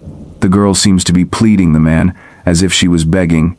She knelt in front of the man, clinging on his leg, as if she was pleading. He kicked her and she scrambled on the floor. Sage gripped the binoculars tightly. Then, something happened. The man pinned the girl against the wall, and was wounding his hands around her neck. The poor girl is struggling, trying to escape, but he was way too strong for her. He was going to kill her. "No!" Sage screamed, dropping her binoculars on the floor. With shaking hands, she grabs her phone from her bedside table. She dials 911. "Hello? 911, what's your emergency?" the operator asked. "He is going to kill her," she screamed on the phone. "Madam, calm down. Who is going to kill who? Stop asking questions. You need to immediately come here. He was strangling her."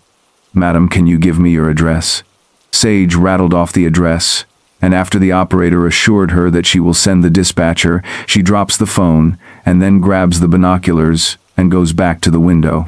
She focuses the binoculars back on the apartment room on 10th floor. She pulls the binoculars away. The room is dark. It's as if what Sage has witnessed was just a dream, and it seems that no one was living in that room. She was South Asian. I mean, like Hispanic. Sage was explaining to the two detectives who came to visit her. "Miss Miller, what did she really look like?" Detective Carla Brennan asked impatiently. Her partner, Detective Tyler Wilson, gave her a look, but smiled sympathetically at Sage. Sage was trying to remember what the girl looked like. "Looked South Asian. You mean Indian?" Tyler asked gently. "Yes," Sage said, glad that at least one of the detectives was on her side. "She was in her late 20s, I think. The man, he was white, probably in his early 30s. Where did you exactly see them?" Carla asked, softening her tone a little. "That apartment building across from mine. I mean, did you go and see? Is she okay? Have you caught him?" Sage asked, questions tumbling out of her mouth. Tyler sighed, giving Carla a look before answering Sage's question. "I am sorry, Miss Miller, but there was no one matching that description living in the apartment." Sage blinked. "What? No, I saw them.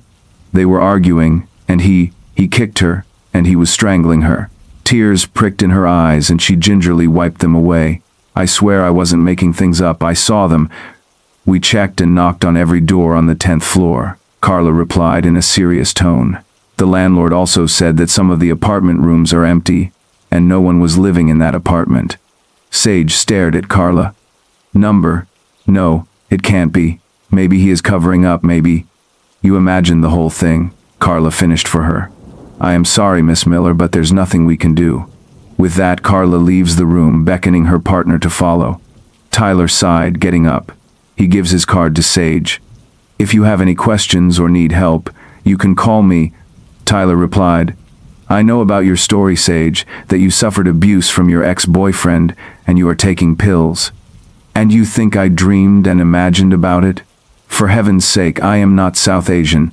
I am a white woman, and I know what I saw," Sage said determinedly. Tyler nods and then leaves the apartment. Sage remains seated on the sofa. The more she thinks about it, the more she thinks maybe the detectives were right. Sometimes, the pills put a hallucinating effect on her. Maybe she imagined her previous life at the hand of her ex-boyfriend. She goes into the room and looks out of the window, towards the apartment building. She crosses her arms on her chest, looking out, watching at the apartment room on the 10th floor.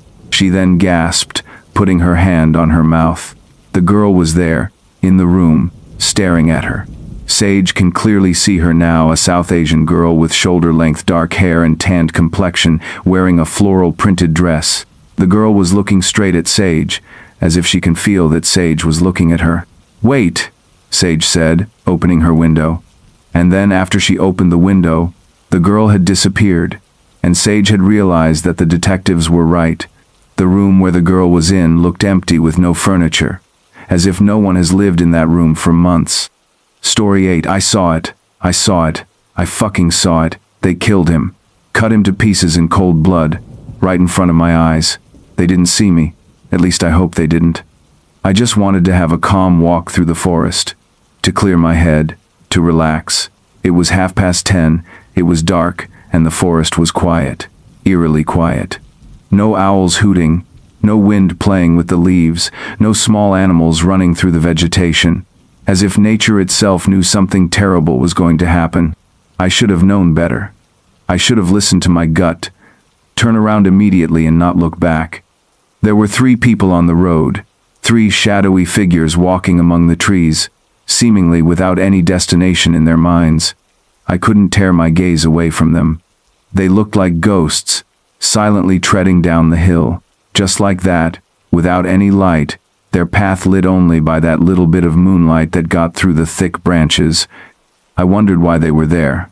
That is until I saw a glint of the moon on a long metal blade. There was a surprised yelp, followed by a sharp cry of pain as one figure fell to the ground. Another flash and a second blade appeared in third person's hands. Swords. Those bastards brought fucking swords. One by one, the sharp metal bit into the poor person's body, cutting, cleaving, butchering. I stood there, hidden behind a tree, completely frozen in place, unable to look away. The pained cries were weaker and weaker, and then they finally stopped. But the 2 figures didn't, their blades still in work, as if they wanted to be absolutely sure the other won't get up anymore. Or maybe they just enjoyed it. I watched the scene, hand pressing on my mouth to suppress the scream that wanted to escape me. All I could think of was, what if they see me here? And then, as soon as I thought that, their heads turned right in my direction. Chills ran down my spine. It was too dark for them to see me. I prayed it was. They didn't move, just stared. I wanted to close my eyes, but my eyelids refused to cooperate. I just stood there like a statue, hardly breathing and waiting. Suddenly one of them started to move towards me. That was enough to get my legs into motion again. I sprinted down the path as fast as I managed in the darkness, not daring to look behind me. I could hear my heart beating in my ears. I wasn't even sure if I was running in the right direction, but the adrenaline and fear were not allowing me to slow down until I was out of the forest. I stopped and listened. There were no footsteps following me, the trees just as quiet as when I entered their kingdom. I let out a shaky breath. My hands and knees started to tremble as my brain finally fully realized what I've just witnessed. I could still hear the screams of the murdered man. I quickly went home and locked all the doors and windows. Still, I didn't feel safe. I was sure I wouldn't get any sleep that night, so I just sat on my bed with my father's old Beretta, watching both door and window, jumping with every sound. The next day I went straight to the police station, told them everything I remembered. They were a bit hesitant, but I nagged them for so long they agreed to look into it. They took me to the forest. My mind was screaming at me to walk away, but I had to do it. I had to go back. I was surprised I immediately recognized the place. It was just a bit up the hillside, partially covered from view by thick undergrowth. I waited by the tree that shielded me the night before, while the 2 policemen went up to investigate the crime scene. I watched them with growing anxiety as they walked around the place without bowing down once or collecting anything. They turned to me and a bolt of fear jolted through my body. It was like the last night. I put myself under control again. It was not dark, and these were certainly not the murderers, but still, their weird looks gave me goosebumps. They came back to me and informed me that there were no signs of struggle, let alone murder. I couldn't believe it. I saw it, with my own eyes. I didn't imagine the whole thing. They didn't try to stop me when I ran there, convinced that they must have overlooked something. Killing someone with a sword must have left some marks, but there was nothing. No blood, no body, no drag marks, nothing. I felt dizzy. They took me back home. They told me I must have been confused or sleep-deprived, and that the dark forest just made me see things. They said that without a body they can't do anything anyway. I didn't say a word. I sat by my table, thinking. I didn't know what to do. I knew that what the policeman told me was not the truth. I wasn't dreaming. I wasn't imagining it. It really happened. I could still hear the screaming and the slashing of the swords in my head and couldn't get them out. Even now I can hear them. I thought maybe it would be a good idea to write everything down, in case that the police found something after all, and so I did. On this paper will be every detail I can think of from the last night. It's already dark outside when I write these lines. I can see the forest from my window. It's scary, as if waiting for something. The shadows are growing in the room. It's weird. I have a light on. Everything is so weird. I'm scared. I'm so scared. I don't know why, but I am. I can't hear anything from outside except for the wind. And footsteps? It's 10:30 p.m. Who would come here now? Are they opening the door? But how? I have the only key. How can they? A number that can't be true. Please, that can't be true. They. I should have known. I should have listened to my instinct. They are here. Oh God. They are here for me. I feel them. The presence. It's right behind me. I don't want to turn around. Please no, I don't want to die. Cut to pieces. I don't want to die. I'm so scared. I don't. Story 10. A hard day's night. The sound of the key slipping into the lock echoed throughout the empty street. Darkness surrounded Lisa's feet, making it hard to see more than 2 feet in front of her. Figures they still haven't fixed that light. I told Mario 3 weeks ago, and no one even bought a light bulb. I hate my job. I hate my life. Strolling, Lisa finally came into the arc of light from the street. Once she could see her feet, she walked briskly.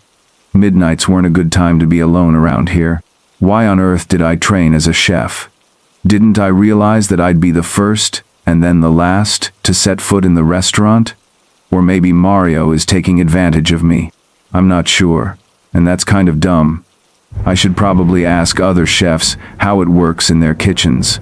Well, that wouldn't be too easy to do, now would it? I don't even know any other chefs. I work so many hours that I have absolutely no social life. I usually go home and fall asleep in front of the television. When I wake up, I grab a shower, and about 40 minutes after that, or what feels like 40 minutes, my alarm goes off, and I start it all over again. Please, please don't hurt me. You can have my money. Just take it. Lisa heard the voice distinctly. It was the voice of a woman, and she was obviously terrified. The alley's entrance wasn't more than 4 feet in front of her, and Lisa thought that the voice had to be coming from there. If I keep walking, I'll pass right in front of the alley, but I'll cast a long shadow and interrupt whatever is going in there. Oh crap. Frozen in place by indecision, Lisa had to place her hands over her mouth as the voices started up again. You think all I want is the money? Bitch, I'm going to take everything you have. First, RIPPPP. Number please, don't touch me there. Number. Lisa knew instinctively the woman was being attacked sexually. She didn't want to be a witness to a rape, so she slowly took her cell phone from her purse. She backed up 22 steps. She counted each one carefully, thinking quickly, before she began to press the numbers. 911. She went into her phone's settings and silenced her keys. She knew the beep-beep of her phone's system would alert the would-be assailant. My hands are shaking, and my teeth are shattering. I don't know if I can talk, but I have to do something. I can't let that woman down. Lisa decided to back up another 22 steps before making the call, and just as her lips formed the word 15, she heard a blood-curdling scream. Everything went still. Lisa could hear a low buzz in her ears, and her extremities were all tingling. Dots danced in front of her eyes. She wasn't sure what was happening, but then her legs began to buckle. Lisa thought she heard steps running from the scene, so she decided to look into the alley. Her legs felt wooden as she walked the 37 steps to the opening. Halfway down the long brick corridor, Lisa could see a heap. It wasn't moving. Oh, if I only had a flashlight, or mace, something, anything. Lisa remembered a trick she'd learned once in a self-defense course. She grabbed her keys from the bottom of her purse. She laced the ends of the keys through her fingers. If anyone dared to come near her, she'd poke their eyes out. It was the survival of the fittest on these mean streets. She didn't measure her steps as she gingerly walked towards the heap. The smell of hot copper assailed her nose, and one white hand gleamed in the darkness. Lisa shuddered. That could have been me, unless they knew each other. I'm not sure from the snatch of conversation I overheard. The light in this alley was working, and when Lisa finally made it to the heap, she could see the blackness of blood surrounding the body. The woman's face was obscured by the sticky, viscous liquid. Her dress was pulled up, and the bodice was ripped open to express her breasts. Lisa kept the keys laced in her right hand and pulled the cell phone back out of her purse. Using her left thumb, she hit the 9, the 1, and the 1 again. 911, what's your emergency? I think I just heard a murder. Heard a murder?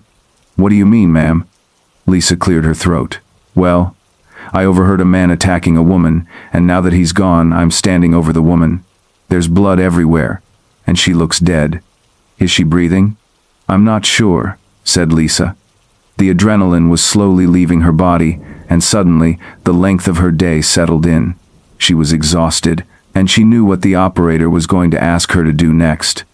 Put your hand on her chest and see if you can feel her breathing or a heartbeat. You can put the phone down. I'm right here. Number. That's too much. Please just dispatch an ambulance and some cops. Lots of cops. I'm getting away from this body. And with that, Lisa pressed the red button on her phone and began to walk back to the street. The distant sound of sirens was already audible. Within minutes, 4 cop cars, an ambulance, and a fire truck were on the scene. 2 paramedics approached Lisa and asked to examine her. But I'm not the one who's injured. The lady is down there. We just need to check you over. You might be suffering from shock or hypothermia. It's pretty cold tonight. Lisa stopped fighting. She followed the uniformed men to the back of the ambulance. She watched the police as they took their big flashlights and ventured into the alley. Within a few more minutes, Lisa was wrapped in a warm blanket with an IV for fluids. The heaviness was leaving her body, and she felt more awake than she was when she approached the dead woman. So Lisa was surprised when the first police officer came to her. Ma'am, are you sure this is the alley where the crime occurred? Yes. I was standing right down there a bit ago. I was standing over her body. Ma'am, there isn't anything down that alley, unless you count the dead cat we found. Lisa threw off the blanket and jumped to her feet. What are you guys talking about? She's right there. Look. But then Lisa's eyes followed her finger. She didn't see the heap. I swear it was right there. Her voice trailed off. Ma'am? The officer asked. Could it be in a different alley? Yes, that must be it. I just got confused when I backed up the 37 steps. 2 of the cops exchanged looks. Dutifully, they watched as the paramedics put the blanket back around Lisa's shoulders and put her IV bag on a pole. The police and Lisa checked the alley to the right and then to the left, but they didn't find a body. There wasn't a pool of blood. There wasn't anything. Ma'am? Could you have been dreaming? What? You think I was sleeping on the street? Well, you do look tired, and we found you sitting on the curb. Lisa was shocked beyond words. Maybe it was time to look for a different job. Story 11. Either way, I have to shoot you. There was the sound of an unmistakable click. It resonated in the intimate space between them. Su Wei turned around and was faced with the end of a gun pointed at her chest. It was Talene at the other end of the gun, holding the weapon, steadily, with her left hand. Her face was unmoving, her grimace eyes behind her round glasses fixed upon Su Wei. Su Wei looked from Talene's index finger on the trigger, back up to her eyes, and slowly rose her hands in the air. On your knees, Talene demanded. Her feminine voice wasn't threatening, but it was serious, the condensation from her exhale visible. She was glad Su Wei didn't put up a fight about her $800 pair of slacks. Su Wei got on her knees without a word, her hands still in the air, the women never taking their eyes off each other. Talene's face became more sinister. The streetlight above them gave shadows under her hooded eyes and frames. Are you going to kill me? Su Wei asked. I haven't decided yet, Talene answered, looking down at the other, her gun still pointed at her a couple feet away. Talene, baby, what's going on? I was cut a deal. I can have the money myself if I take you down. Those were the conditions. You ratted on me? Sue's eyebrows creased together. Talene could tell by her voice and expression that that's what upsetted her the most. But we were supposed to take the money ourselves and run away together. There was a change of plans, Talene argued. Who put you up to this? Jerry. Jerry told you to do this? Sue asked in disbelief, her eyebrows raising, though she kept her hands in place. Talene nodded. He told me to dispose of you one way or another. So you're going to shoot me? You shot me first. That was months ago. Sue scoffed with a bored tone. Talene, honey, you really gotta let that go. Besides, it wasn't enough to kill you anyway. There was a moment of silence between them. Sue sighed. So you want to betray me all because I betrayed you? She asked in a quieter tone. Talene's eyebrows relaxed from their furrowed state. She turned her head, looking at the wet pavement around them. I don't know, Talene whispered. I love you. Don't you love me too? The question caught Talene's attention again. She looked back down at the woman in front of her whom she pointed the gun at. From Sue's brown eyes, to her ruby red lipstick, to her soft hands in the air that Talene cared so much to hold. Sue was Talene's first love. She loved everything about her. Her long black hair, the face she makes when she gets something she wants, her deep voice. Talene fell so deeply in love with her, from every touch on her cheek to every kiss that left lipstick marks. They met on the job years ago, welcomed with the rest of the members in the organization, where they had become close. Money laundering was apparently a skill only very few had, and after Sue and Talene got a hold of the funds they were told to take during a mission, that money was distributed back into the organization. Jerry is one of the heads of the organization. After she recovered from her gun wound, Talene was livid enough towards Sue to tell Jerry about Sue's plan to drain the organization of all they had and run off with it. Jerry gave Talene an alternative in order to stay with the organization and not get hunted down, and with the rocky past couple of months she and Sue had together, Talene took the deal. But although she shot her, although she never paid a visit to her in the hospital, or brought her soup and flowers at home, Talene still couldn't help but think of Sue every second of every day, because she was her first love, her only love, and she still loved her. I do love you. Talene just isn't that person, the person to betray someone, not even as an act of revenge. Everyone at the organization knows that. Talene kinda hates that Sue knows that. Sue wasn't scared of her. Talene squeezed her eyes shut, and she moved her glasses out of the way to rub her kids with her right hand. Sue grounded a foot on the pavement to stand up, lowering her hands. Baby, stay on the ground, Talene demanded, shaking her gun towards her. Sue got back on the ground in the same position. Just let me think. There was that intimate silence between them again. A siren sounded in the distance. Talene's hand began to shake as she tried to keep the gun steady, pointed at her target. Her love for Sue clouded her mind, and the mere sadness she had for betraying her. How she could ever think to bargain a deal like that only to save herself.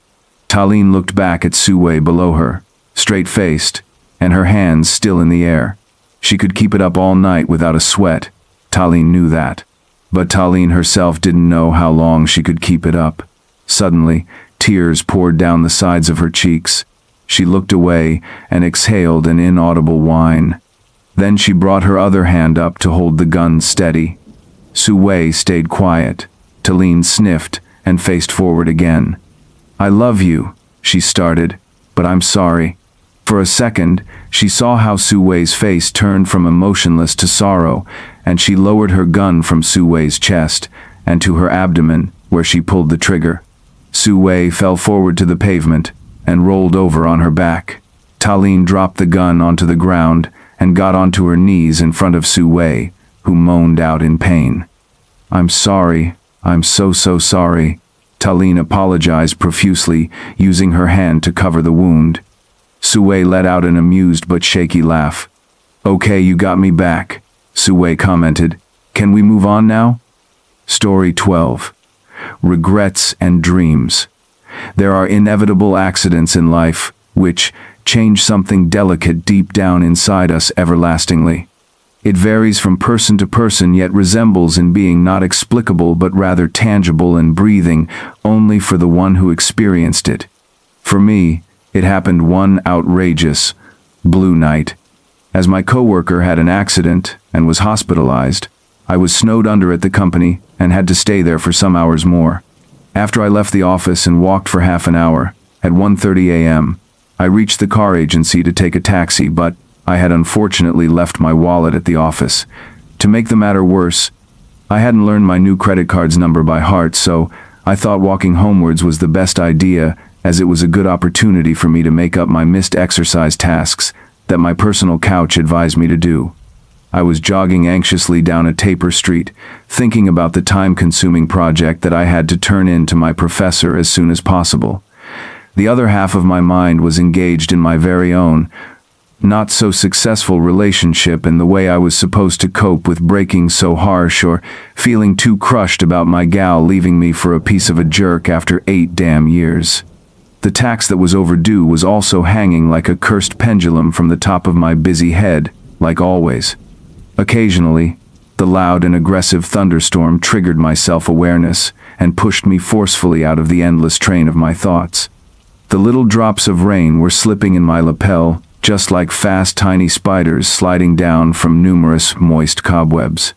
I wished I had chosen my raincoat, as my double-breasted peak lapel gray jacket had nearly sucked all the water up, and I was heavier and soaked to the skin. The yellowish-orange streetlight poles on the edge of the path seemed to go achromatized little by little. The zestful and dynamic bright city had turned into a low-spirited, downhearted, despondent cemetery. A cemetery because, in my eyes, each night people are buried either by their exasperating, irritating regrets or their too hefty, elusive dreams. The houses with their angulation shapes looked as if they were all bending due to the grandeur of the rain. My watch showed 2:30. I had immersed myself so much in walking and overthinking that I literally lost the track of time. Instantaneously, I felt somebody following my footsteps secretly in a very suspicious way.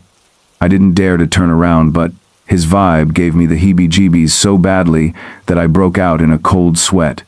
I guess my fear of strangers stems from the deeply distressing and disturbing abuse that overwhelmed me as a child. Anyways, it stuck to me. I could tell from the sound of his lame walking that he couldn't be very young, or even if he were, he might have some kind of walking problems. "Please, young man," he moaned out of the blue. "Wait just a moment." His weak voice sent a chill down my spine. I felt frozen in my shoes and couldn't move any further. "I'm starving," he said submissively. Despite his tone being in a very yielding way, it knocked my socks off as it crossed my mind monetarily that the whole scene might have been a made-up trap to deceive me. I stopped cautiously. "I have no money," I shouted with a rather shaking and threatening voice as I pulled out the inner cloths of my pockets and ensured that he had caught a glance of its emptiness. I kept walking rapidly without waiting for his predictable apology or insistence. I didn't detect his face, nor did I catch sight of it. It was raining cats and dogs, and, by that time, the water level on the ground had reached my ankles and my socks were drenching. I checked my cell phone to make out the time, but a text from my ex rubbed my attention.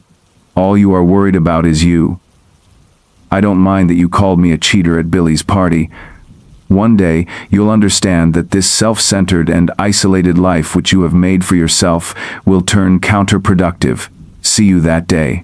Bye-bye." I suddenly felt too annoyed and upset. However, I didn't exactly know about whom. Her? Or myself? The thing she mentioned was either overly wrong or entirely precise. I didn't have any ideas which one it was, though. I knew it couldn't be something in between, in the light of the fact that it squashed a forgotten feeling at the bottom of my heart and pushed it upwards to my throat. I was walking slower, and my heart became calmer and cooler after the drizzling rain. I felt a bit safer when every other cloud stopped crying. I took out my cell phone again to check the time once more, but I barely could read the numbers.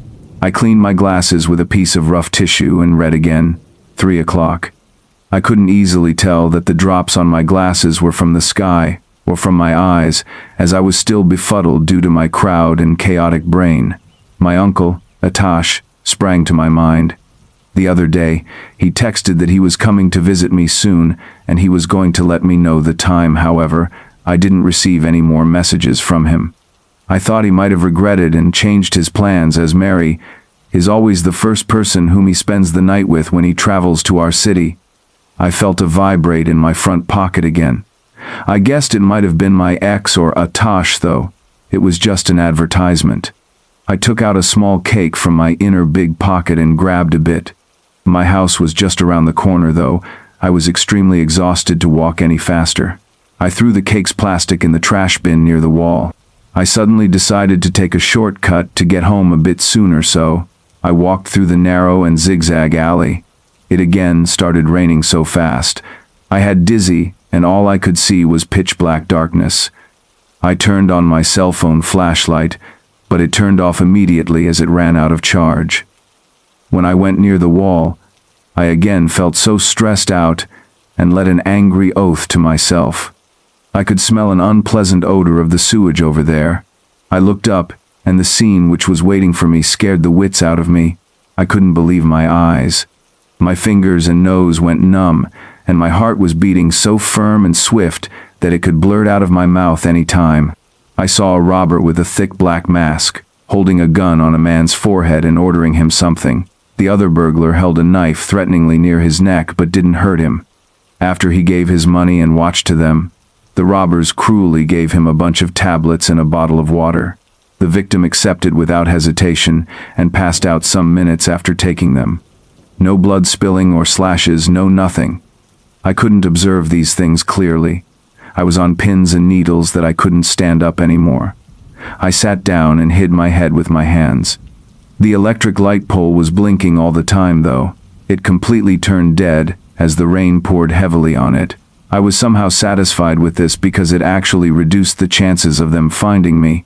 Some minutes later, a flash of lightning struck, and the alley was brightened up. During that short moment, I saw the back of their car, which was parked exactly in front of me. Another lighting struck in no time, and I managed to catch a glance of their car tag. I lowered my head, as I was too frightened they see me reading their car tag.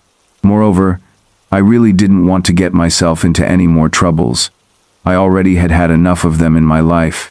A little later, they jumped into their car, and after I ensured that they had left, I ran out of the alley as fast as I could and went home. I could hardly breathe. I laid down on the kitchen floor, with all of my wet and drenching clothes on, then fall asleep in next to no time. The next day, I woke up at 11 o'clock. I was late for work, but couldn't even move one hand. My muscles and bones were hurting so badly. I called my boss and asked for a day off, but he didn't approve of it. After I came out of the bathroom, I got dressed, took my other wallet, umbrella, and went out. On the way, I was so happy that I wasn't in that poor person's shoes. If I had got out of the office sooner, I might have been stabbed instead of him. I could feel God protecting me kindly, and I promised myself to be more grateful towards him. That day was sunnier and brighter than ever in my life. I went into the car agency and took a taxi to work. There I saw my boss, who was wearing black and seemed sad. When he saw me, he gazed at me weirdly. He then took off his glasses, started crying, and hugged me. I had no clue what was going on. He then separated me from himself, looking at my steady eyes kindly. His large tears rolled down his cheeks and stubble. I have never seen him in such a mood ever before. I didn't let the cops inform you sooner as I knew you have heart problems. I thought it's easier to hear it from your closest friend, me," he said, trembling, clearly putting on his glasses again. "Please go on. This uncertainty will kill me sooner," I said. "Apparently Marie's friend, your dearest uncle, came to surprise you last night, but before that, with unknown motivations, he committed suicide in an alley at the back of your hoe." I couldn't hear anything else anymore, but only the fast red heartbeats inside me. I was struck dumb and shut up by silence.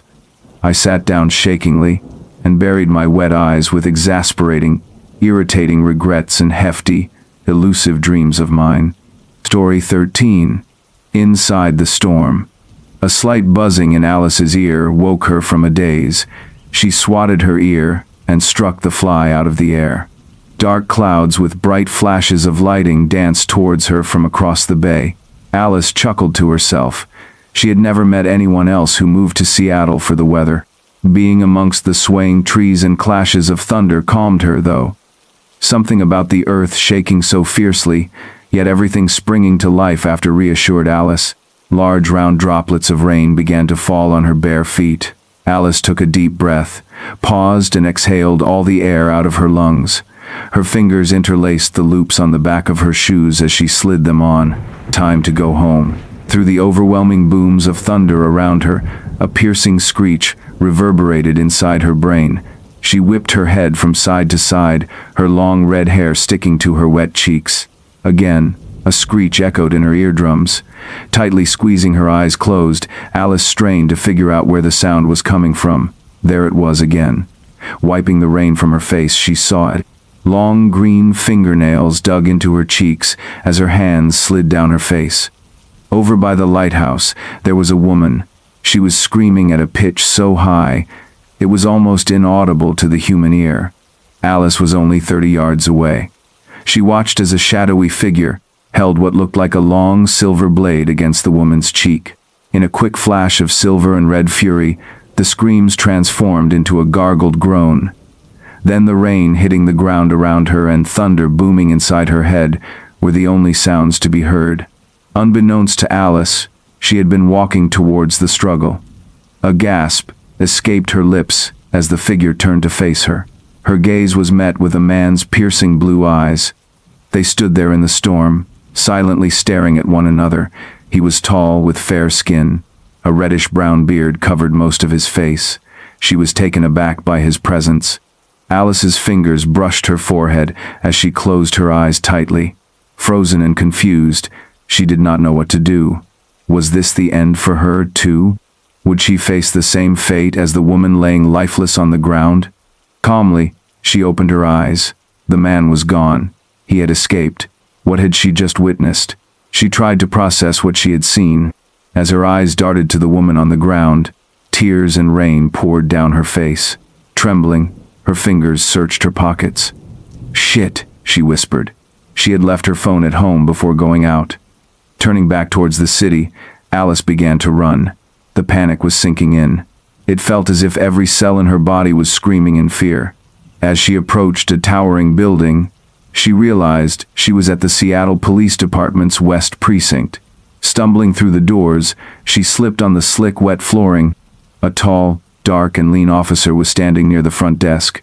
His eyes were so dark, they were almost black. Yet there was a kindness to them. Alice felt safer as she looked at him. "Please, you have to help me," she whimpered. I don't know where he went, but he's going to kill me." The officer escorted her to a room in the back of the first floor. As he handed Alice a towel, she got a glimpse of her reflection in the mirror behind him. Her hair was soaking wet and she looked disheveled. She pushed her hair back out of her face and moved towards the silver metal chair the officer motioned to. Her t-shirt and jeans dripped water all around her. As Alice dried herself off, she went through the story of what she had just witnessed. She told him about the screams and the lighthouse, the knife, and the blood. The room was silent after she blurted out everything. He thanked her for coming forward and walked out of the room. It felt like ages before he returned. Alice looked at him with wide eyes, hoping for something good. "Ma'am, are you sure about what you saw?" His voice gruff and calm. "What?" she breathed. Of course I'm sure. 3 saw it. I was right there. She's by the lighthouse? Did you check the lighthouse?" "Yes, ma'am.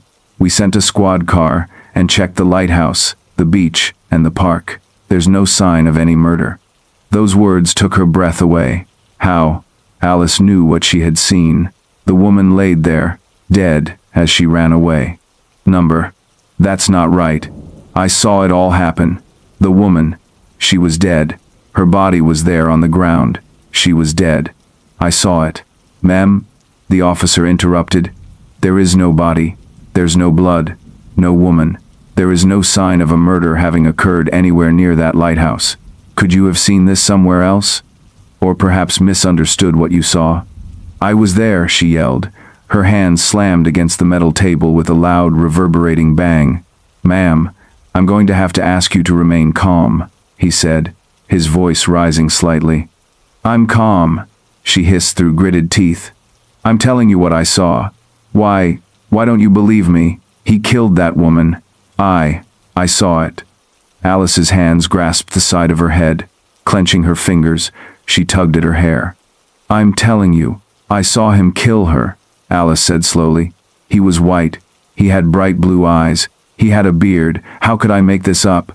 The officer sat there, leaning back in the metal chair opposite of Alice. She felt the disdain he clearly felt for her seep into her pores. Ma'am, he grimaced. I'm not crazy, Alice blurted out. Her head ached from the stress. Massaging her temples with her fingers, she rolled her head to each side.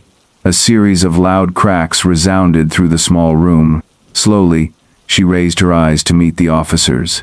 The hair on her arms stood on end, as a sharp shudder went through her body. Once dark eyes had turned to a piercing blue, glaring back at her. A grin spread across the man's face, just barely visible under a gruff beard. The taste of salt and metal filled her mouth. Blood dripped from her lip, down her chin and into her mouth. Where did you come from? How did you? Tears streamed down her face as she looked into the eyes of the man she had just watched murder a woman in the rain. I'm not crazy. I'm not crazy. I'm not crazy. I'm not crazy, Alice repeated in a whisper as her fists clashed against the sides of her head. Story 14. Kiwi version of Omerta. In our house, television classic Outrageous Fortune was staple viewing. The people it depicted were like us, living on the edge, outside of the law. I even entered a Cheryl West look-alike contest, but didn't make the finals. Mum went ballistic screeching to neighborhood well-wishers, bloody thing was rigged. Picking a bunch of wannabe tarts when my kid's right there beside them. To her way of thinking as the real thing, I should have been the main contender. Dad and my brothers reckoned I should have applied to be a scriptwriter. I would never have been short of inspiration because the Mallorys, us are New Zealand's answer to the James or Kelly gangs. My childhood memories are full of visits from the cops, and jailhouse reunions with one or more of the fellers, as Mum nicknamed them. Lovable rogues all, or at least to us, they're headline makers, just for all the wrong reasons. Whenever something local goes down, the cops turn up at ours. I wanted to keep a scrapbook of cuttings. My brooves liked the idea, but Mum said it'd be incriminating. I can't see how, when at the time of publication they were either facing court or convicted, while my middle brother Dan reckoned. It's like kicking a dog when it's down.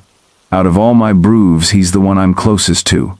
I don't know what happened to Dan's real parents, but at the time Mum and Dad said we were borrowing a Maori idea called wangai that lets people adopt without having to use social welfare, or as they're called nowadays, oranga tamariki. Just as well, because I can't imagine social welfare approving us as an adoptive family. Regardless, we held our peace afterwards, which according to Dad, is also the code we live by. He calls it a Kiwi version of Omerta. For as long as I remember, it's been our #1 house rule, while tale-telling or narking especially to the authorities is regarded as the ultimate betrayal. Growing up to further ensure that we got the message, he encouraged us to watch movies like The Godfather, Bonnie and Clyde, and Scarface. Then more recently The Sopranos and Outrageous, which is how I know they'll hate me. If the fellers could see me right now, they'd have my head. What? Our little sister at the cop station singing? No way. Yes, Dan, way, and I'm so sorry I couldn't do this without betraying you. Later when the shit hits the fan, I wonder if they'll go so far as to kill me. It's not unheard of even in our country. I wish now that I'd never read that stuff article. Then I could have kept telling myself that it hadn't been Dan's midnight blue car being sought in connection with a hit and run. Narking, grassing, snitching, being a stool pigeon. They mean one in the same, violating the Kiwi version of Omerta. Had I left well alone, it wouldn't have even been a consideration. Except it is, and here I am at the police station. It's taken the best part of this morning to spill my guts, and once I sign my official statement, Dan will be charged with hit and run. I'll have betrayed my favorite broove, placed myself beyond family redemption, and depending on how high feelings run, perhaps even signed my death warrant. Your average citizen likes to pretend that those things don't happen in New Zealand, but if Dad gives the nod, Mum won't plead my case. Then the unbelieving masses can read about another body being discovered. In families like ours, criminality is a dark heritage passed through generations. A great-great on Dad's side was transported to Australia as a convict. The story goes that he jumped ship, ended up in New Zealand, Aotearoa to the politically correct, and met a goldfields. Madam, a great-great on Mum's side. They got hitched, raised a family and established its codes. I don't think the Omerta comparison goes back quite as far. It's more likely to have cropped up in The Godfather. The worst thing you can become is a grass, snitch, stool pigeon, narc even when your brother takes out a young mum and 2 children crossing the road to an ice cream shop. Lorraine Cartwright, 24, was walking across a pedestrian crossing with her children Brody, 3, and Mia, 5. They were going to the dairy for ice cream. That was only part of what Lorraine's husband told the Stuff reporter, but it was enough for me. That night, Dan tore into the driveway. The fellers got into a huddle and moved his car before sunup. I've told the cops where to find it, remembering Dan's exclamations about pedestrians appearing out of nowhere. It was a pedestrian crossing Danny. Lorraine and her children had every right to be using it. You were the one who appeared out of nowhere, and they deserve justice. I only hope that one day you'll forgive me and ask Lorraine's husband to forgive you. Just make it sincere when you do, for my sake. Detective Inspector Cliff Summers has dogged our family for years. Are you ready to sign your statement, Miss Mallory? This man who's dogged our footsteps for years, he must think me a real coup, the ultimate whistleblower. Can we just get on with it? Yet as I sign my life away, he's smiling, and when it's done, he shakes my hand. Thank you, Sharon. I appreciate how difficult this has been. You're a very brave young woman. Well, blow me down with a feather. Praise from the Mallory family's nemesis. Lost for words, I nod, at the same time wondering how this kind of a scenario would have played out in an episode of Outrageous. Then I imagine myself writing it, being nominated for a television award, wearing the blonde Cheryl wig, and trying to explain what inspired the title Kiwi Code of Omerta into the title, and that carries me back outside to take my chances. The cops offered, but I'm damned if I'm going into witness protection. Story 15. Liar. I am not a liar. It is important to me that you know and understand this. I'm not a bad person, and everything I did because I thought it was the right thing to do. My best friend in the world when I was 8 years old was a gangly, smart mouth girl called Fatima. She was far too smart for her own good, and had a wicked right hook that all the boys were afraid of. She was the kind of kid you knew was going to get into lots of trouble, but the good kind of trouble. Raising hell for people, rather than against people, if you know what I mean. No one has ever believed me about how she died. No one has ever believed that she died at all. We both lived in a pretty stretchy part of town, and everyone just assumed that she had run away. Like she would have abandoned her family like that. We were playing out the back of the rundown train station. A leftover from when people still used to come to our rinky-dink town. It was a very dangerous place for kids to play, and we were all told never to play there. So obviously that's what we all did. We were playing hide and seek. The place was perfect for it. Loads of small hidey spaces, and an added frisson of danger. The ever-present risk of broken glass and other sundries. I was hiding, and she was seeking, and we were joined by 2 other kids. I wasn't particularly fond of those kids. There was nothing wrong with them. They just weren't Fatima, and I was always very jealous of her time. She was my first and best friend, and I hated it when she split her attention to anyone else. She was very good about making sure that I was involved in games. Even then I was a weird and standoffish person, but I didn't have the benefit of the wealth now, so I was a weirdo rather than being eccentric. The train station was a ramshackle place. Along one side were the slowly disintegrating trains and their cars. I always liked picking over the old advertisements from back in the day. I have never seen a moon pie or Brill cream in real life, but based on the advertisements, they're modern miracles. On the other side of the tracks were remnants of all the businesses which relied on the out-of-town foot traffic. Cafes, corner stores, a restaurant, which was at some point wonderful. Over the years, the station had become the town's unofficial dump. It was all very discreet, piles of old clothes, kickbacks, and other more salacious things were hidden under and inside every dark space. It was a wonderland. I was hidden under a bench in the station master's office. I remember it was winter when it happened. My breath kept fogging up my glasses, and my mum wanted me home before dark, so I was worried when no one came to find me. Some of the other kids had ditched me before, but not Fatima. Even if she got bored with the game, she'd always call out and let me know. I was cold and alone and scared, and I didn't like it. And Fatima didn't come. Eventually, I squeezed myself out of that crawl space and looked for her. It was getting dark. There were long shadows snaking their way across the sides of the station. I called out, but no one answered. It felt like I was completely alone in the world. I thought I was afraid before, but that was nothing compared to how I felt now. I tried calling out again, but my voice froze in my throat. It felt like something was in the dark with me, watching me. I wanted to run away and hide in my bed, but Fatima was still out there somewhere. I made my way through the station. I tried not to make any noise. I was terrified of being found. The sun was setting as I crept around what felt like my tomb. I couldn't see Fatima or any of the other kids anywhere. I couldn't hear anything other than my own ragged breathing. Then, somewhere in the depths of the station, I heard a small cry. A whimper like a dog had been kicked or a child crying. I hastened my steps, still trying to be as silent as possible. I couldn't see much at first, just the vague outline of a tall figure dressed in black. Whenever I tell this story, people always think I'm making a Slender Man reference, never mind the fact that all of this happened years before the internet. It seemed to take up half of the room. A huge, sinuous creature looming over my best friend. She was crying. I had never seen Fatima cry. Even when her brother died, she kept it all together. She was stoic, strong. It felt wrong seeing her cry. It made me so mad that this thing made her cry. I don't know what overcame me. I screamed. I think I startled the thing. It screamed at me. At least I think it did. I've never heard such a sound before or since. I panicked and closed my eyes and held my breath. When I opened them again, it was gone, and so was Fatima. I don't remember much more of that night. Eventually my parents came and fetched me.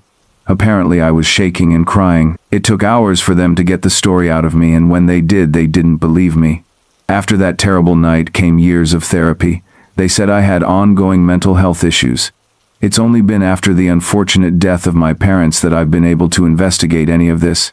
I know it sounds crazy, but I promise you I'll find what happened to Fatima, or I'll die trying. So what do you say? Are you with me? Story 16. Murder in the neighborhood. Peeking through the window, my surprise turned to horror. Drops of blood sprinkled all over Mr. Rodwell's window. The screaming all went to a silence. The environment was quiet as he switched off the lights. An hour had gone by. Mr. Rodwell opened his front door, carrying a body wrapped in a back bag, as he headed towards the dark woods with a shovel on his left hand. Mr. Rodwell continued digging and digging, and when he saw the pit was deep enough, he threw the body inside the pit and covered it. I trailed slowly behind him, hiding behind a tall oak tree. I felt something crawling all over me. The ants were all over the oak tree and had placed an attack on me. I stamped my foot on the ground, trying to get rid of the ants from my legs. "Who's there?" Mr. Rodwell asked as he moved closer to where I was hiding, holding his shovel high in the air. Fear gripped my heart, running through the woods as Mr. Rodwell was right behind, chasing me. I entered inside my house, locking myself in. It was a bright morning. The sun was shining to welcome the day. Watering my garden, Mr. Rodwell passed by. "Good morning, Mr. Rodwell." "Good morning, Jasmine." No one had an idea where Mrs. Rodwell could have disappeared to. Days, months, and no trace of her. I walked towards Mr. Rodwell's house with cookies on a tray. Knock, knock. Mr. Rodwell opened the door. I smiled at him. "I baked this cookies, and thought of bringing them to Mrs. Rodwell. Is she around?" Mr. Rodwell threw the cookies directly to my face, banging the door right before my eyes. My face clothes had been decorated with pieces of cookies. Mr. Rodwell drove off. I had to find out what really happened last night. I went round his house. A window was wide open as I climbed through it. I walked round the living room hoping to find an evidence. The car screeched as I peeped through the window. Mr. Rodwell was already back. I went out through the window not to be found. In my sportwear, taking on my heels to run early in the morning, I took a rest in the park when I noticed the presence of Mr. Rodwell. "Good morning, Mr. Rodwell." I reached out to greet him. He stared at me, and all he did was to nod his head. How is Mrs. Rodwell?" "She's fine," said Mr. Rodwell. Mr. Rodwell stood up and walked away. I wasn't convinced about the lies that Mr. Rodwell was always saying. The picture of blood sprinkling all over his window was still fresh in my mind, flashing back like a flashlight. 7th Street Avenue Police Station. "Hello, sir. My name is Jasmine Lewis. Have come to report a murder." The policeman pulled his reading glasses below his eyes, staring at me. "I saw a murder, but will they really believe me, without a single evidence?" "Where did the murder occur?" the policeman asked. 7th Street Avenue. There was patrol of police every corner. The siren were heard as they knocked at Mr. Rodwell's house. "Am Inspector Andrea from 7th Street Avenue Police Station?" "Yes, Inspector. Who again?" "Andrea, what can I do for you?" Mr. Rodwell asked. "We got a report that there was a murder here." "We have." "Search warrant to search your house," said Inspector Andrea. "Go ahead, Mr. Rodwell. Let them inside his house." Few minutes they came out shaking Mr. Rodwell's hand as they left the neighborhood. My journey towards the police station was futile, and each moment they didn't believe the story about murder. The police can't believe me. I have to investigate on my own way. Darkness had overshadowed, with my flashlight heading towards Mr. Rodwell's house. The dog started barking, which alerted Mr. Rodwell. Mr. Rodwell stood on his doorstep holding a gun in his hand. "Come out, whoever you are." My heart beat so fast due to fear as I hid behind the walls. I couldn't stay there, taking off on my heels, dropping my flashlight. Mr. Rodwell continued firing the gun at me. Mr. Rodwell came across my flashlight, taking it to his possession. Sniffing the flashlight like a dog, I relaxed in my living room taking a cup of coffee. Footsteps could be heard as dogs kept on barking. I embraced myself so tightly out of fear, as I held an empty flower vessel walking slowly towards the kitchen. Is anyone there? I switched on the lights in the kitchen. The window was wide open, and the strong wind that kept on making it to bang. I reached towards to close the window. As I turned, this tall, masked guy was right there. Oz. I tried to hit him with the flower vessel, holding my hands, struggling to loose myself from him, stepping so hard on his feet. The pain on his feet as he screamed, following me to living room. He got hold of my legs as he dragged me towards me, beating me over and over.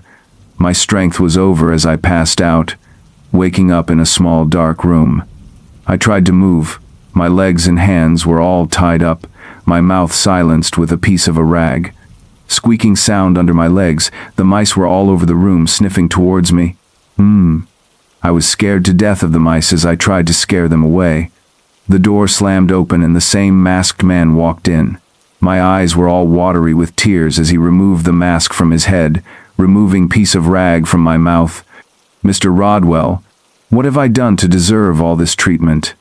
Mr. Rodwell held my throat to an extent choking, placing a sharp, shiny knife close to my throat. "Please, don't kill me." Mr. Rodwell had a red eye, staring at me as he carried me and threw me inside an old refrigerator, closing me in. I was stuck inside with no air. "Let me out. Let me out." All alone in sorrow with tears that flowed like a river. Mrs. Rosemary walked her dog into the woods late in the evening. The dog couldn't stop barking and sniffing. "What's wrong, boy?" Mrs. Rosemary asked. Mrs. Rosemary moved closer and closer, realizing a human hand growing from the ground. The fear was too much, falling onto the ground as she screamed, Oz. Panic gripped Mrs. Rosemary's heart as she shook her hand, making a phone call to the police. The crime scene was all painted with yellow ribbons. The body was dug out and taken to the morgue. There was a knock at Mr. Rodwell's house. The policeman stood on the doorstep. "You again," Mr. Rodwell reacted towards the policeman. "We found your wife dead, and we suspect she was murdered," said Inspector Andrea. Mr. Rodwell sat down, weeping so bitterly as he held his head between his legs. Boom, boom. The banging sound that came from inside Mr. Rodwell's house. Wait, where is that banging coming from? Inspector Andrea asked. Ah, that's my cousin actually. We were repairing a broken roof before you came. Help. A fading voice was heard from a distance. The policeman pushed Mr. Rodwell inside the house and opened the refrigerator as I was removed from that stuffy place. Blanket wrapped around my shoulders, my feet shivering. Mr. Rodwell, you're under arrest for the murder of your wife, Mrs. Rodwell, and kidnapping of Jasmine Lewis. You have a right to remain silent, and anything you say will be judged in the court of law, Inspector Andrea said. Both the hands of Mr. Rodwell were handcuffed and led to the waiting police car. I was taken to the hospital for treatment. Sorry, Jasmine Lewis, for we didn't believe you, said Inspector Andrea. Mr. Rodwell was sentenced to death by hanging. Story 17. Vent by the door. If she pressed her ear to the vent next to the door, she could just make out the sound of whispering. It was high-pitched, like it belonged to the human equivalent of a feather boa. It was the ripple of maple leaves on a summer afternoon, breathy, like a horse's hooves on pavement. She heard another voice too, like a top hat. It was low and measured, sounding like it drank tea in the mornings instead of coffee. She imagined a porcelain mug. He wouldn't use teacups, no. He wasn't like that, she could tell. The cool metal of the vent's rim cut into the recess behind her ear. She shivered, her joints joining the symphony like they weren't atrophied from lying on the floor for so long. Music. She could hear the distant strains of piano drifting up from the lobby, lamentations floating up through the grate like ghosts. And how do you propose we do that? If you think Doyle won't suspect a thing, you're stupid. Listen, I know this place like the back of my hand. It won't take much to tip him off, but we'll be fine. I know the valet out back. He's agreed to keep quiet. Feather Boa scoffed. How much do you have to pay him? There was a silence. The girl pictured a hand moving for a Scotch glass. Top Hat was smiling. He licked his thin lips and took a sip. She could all but see Feather Boa's eyes rolling up, into her head like an egg yolk sun rising above the nonsense of a senseless man. It all comes out sometime, George. So, his name was George. It didn't fit him, she thought. Top Hat fit him better. He spoke of the back of his hand. She knew his voice like the back of hers. For weeks they had been planning something. They had talked like it was the greatest heist of the century. Now their confidence seemed just as faux as the feathers on Feather Boa's boa. I swear to God, George, if you don't get off your ass and do some real work, we're gonna lose our chance. You know how I feel about lost chances. Understandable. Well? A heavy chair scraped against the hardwood of the lobby. It was damaged enough from the wheels of the bellhop's carts. The girl winced. I said I would take care of it. Top Hat's voice held a quiet but lethal warning. Don't test me, it said. I may sip my tea from porcelain mugs, but not everything I touch stays intact. The unmistakable swish of a feather boa. The girl had never heard him take that tone before. Something was happening, and it would happen soon. She imagined a grandfather clock, the second hand sending heartbeats on their feet and into motion. She stood when she was sure they were finished talking, looked around the room. The small bed in the corner stared back at her. The coffee pot whistled with disdain. What are you looking at? The open window sighed as a whoosh of air announced its presence.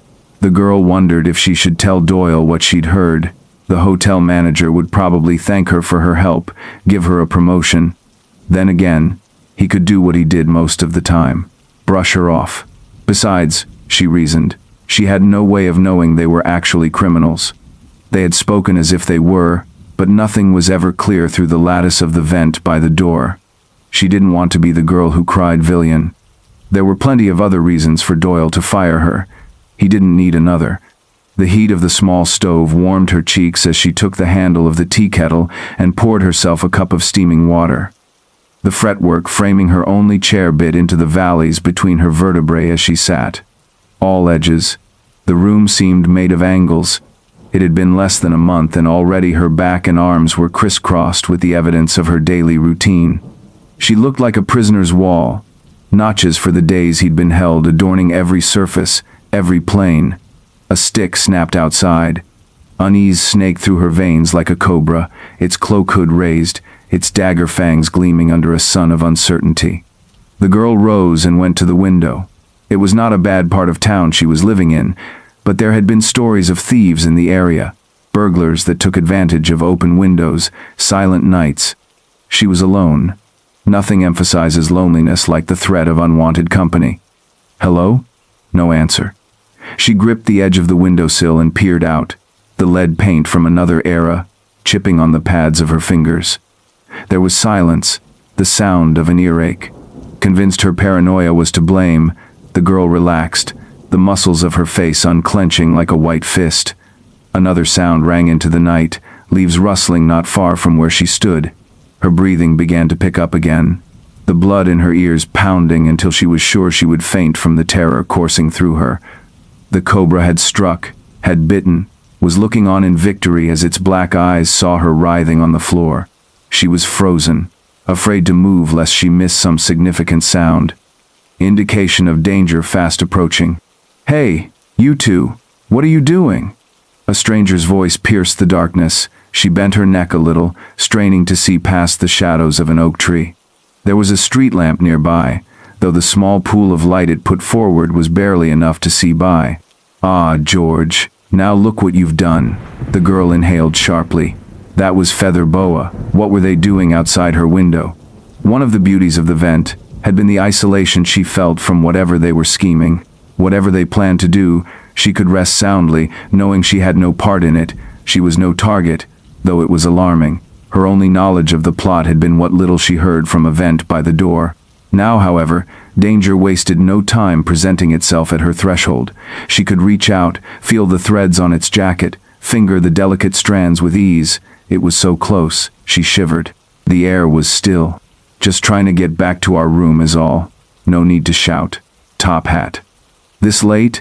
And hey, I don't see any doors around here. You lost? I can show you where the front is. Even through the window screen, the girl could hear the low growl that emanated from Top Hat's throat.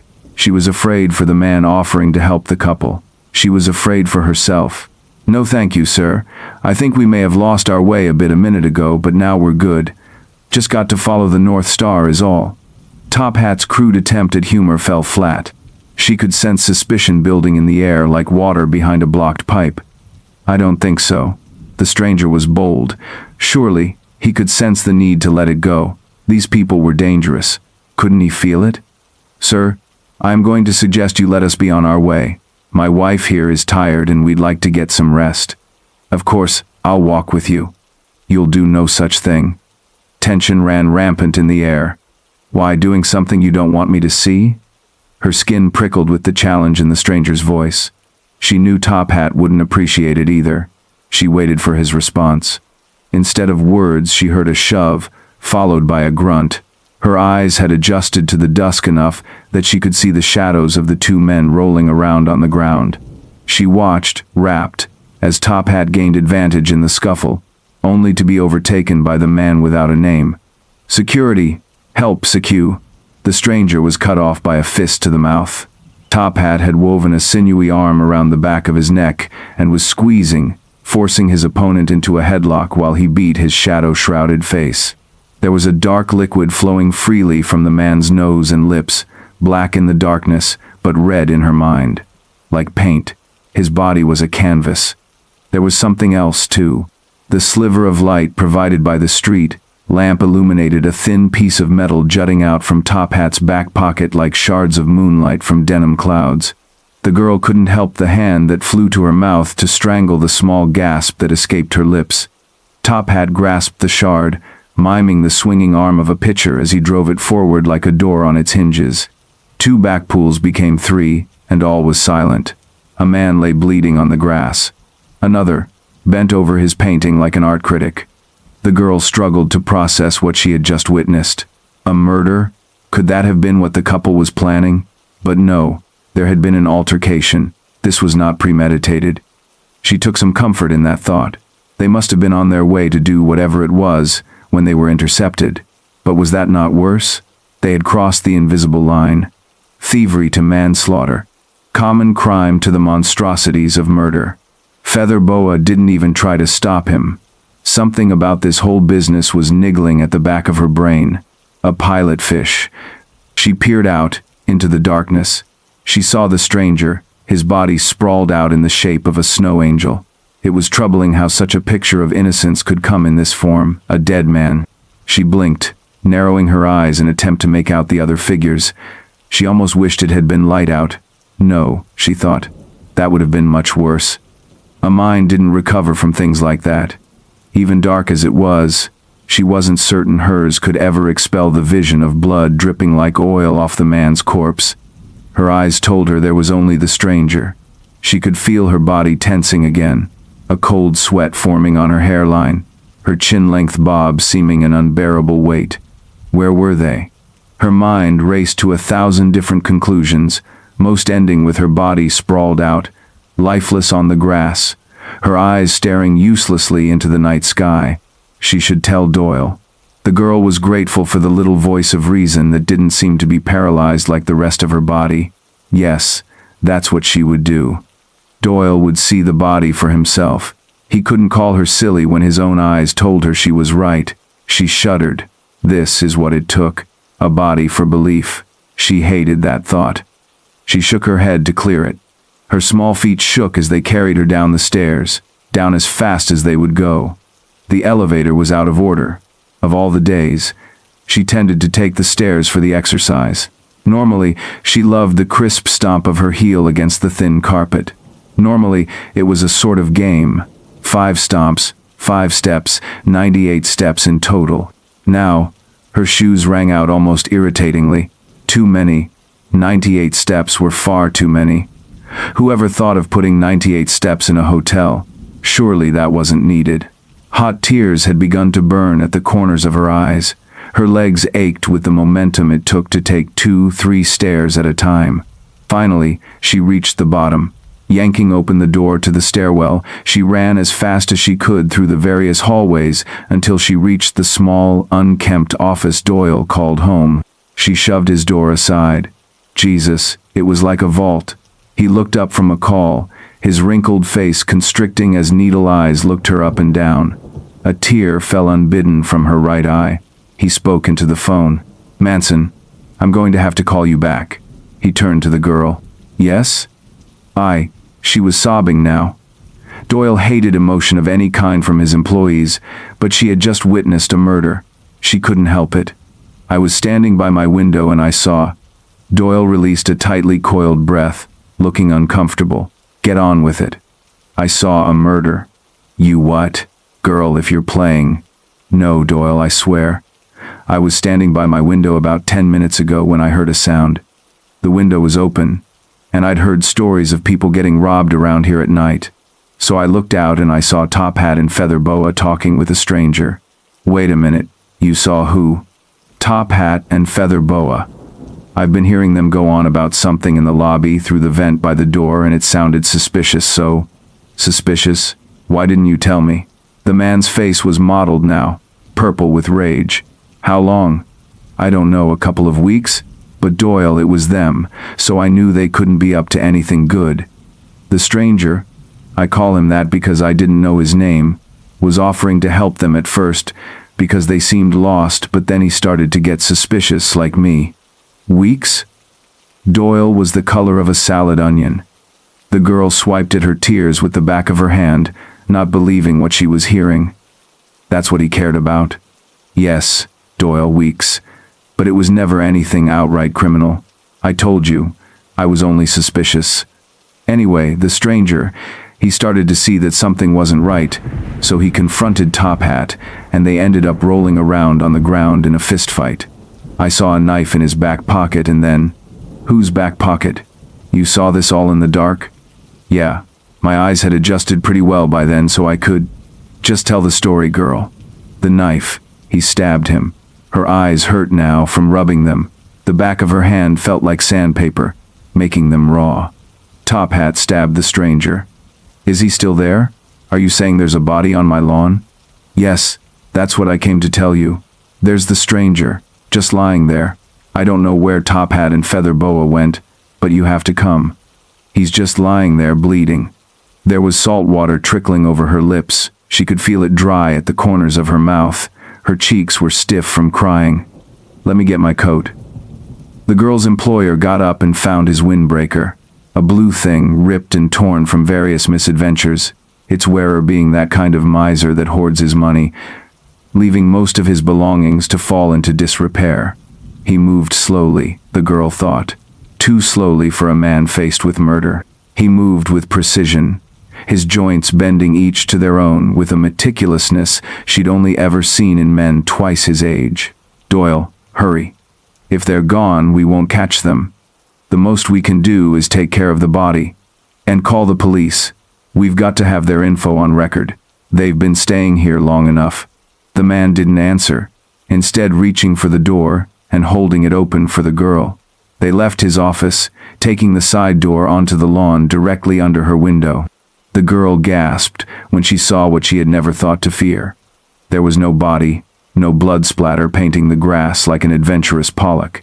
She couldn't believe her eyes. She didn't. She turned to Doyle, finding his eyebrows raised, his mouth set in a firm line. "I swear it was here," she whispered. "Only a few minutes ago it was here." He said nothing. "Doyle, I swear. Maybe I miscalculated the distance. Maybe it happened farther out." She searched the ground. Nothing. "I'll be expecting you in my office 8 o'clock tomorrow morning." He turned on his heel, making a squeaky sound in the grass. He left by the same door they'd come. The girl sank into the grass. In a few hours it'd be wet with dew.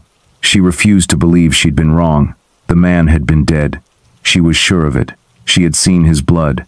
She had seen things people didn't see coming from the living. He couldn't have just walked off. She stifled a laugh at that. The image of a corpse vanishing like a live man into the night. Perhaps the couple had moved him. But wouldn't there still be blood on the grass?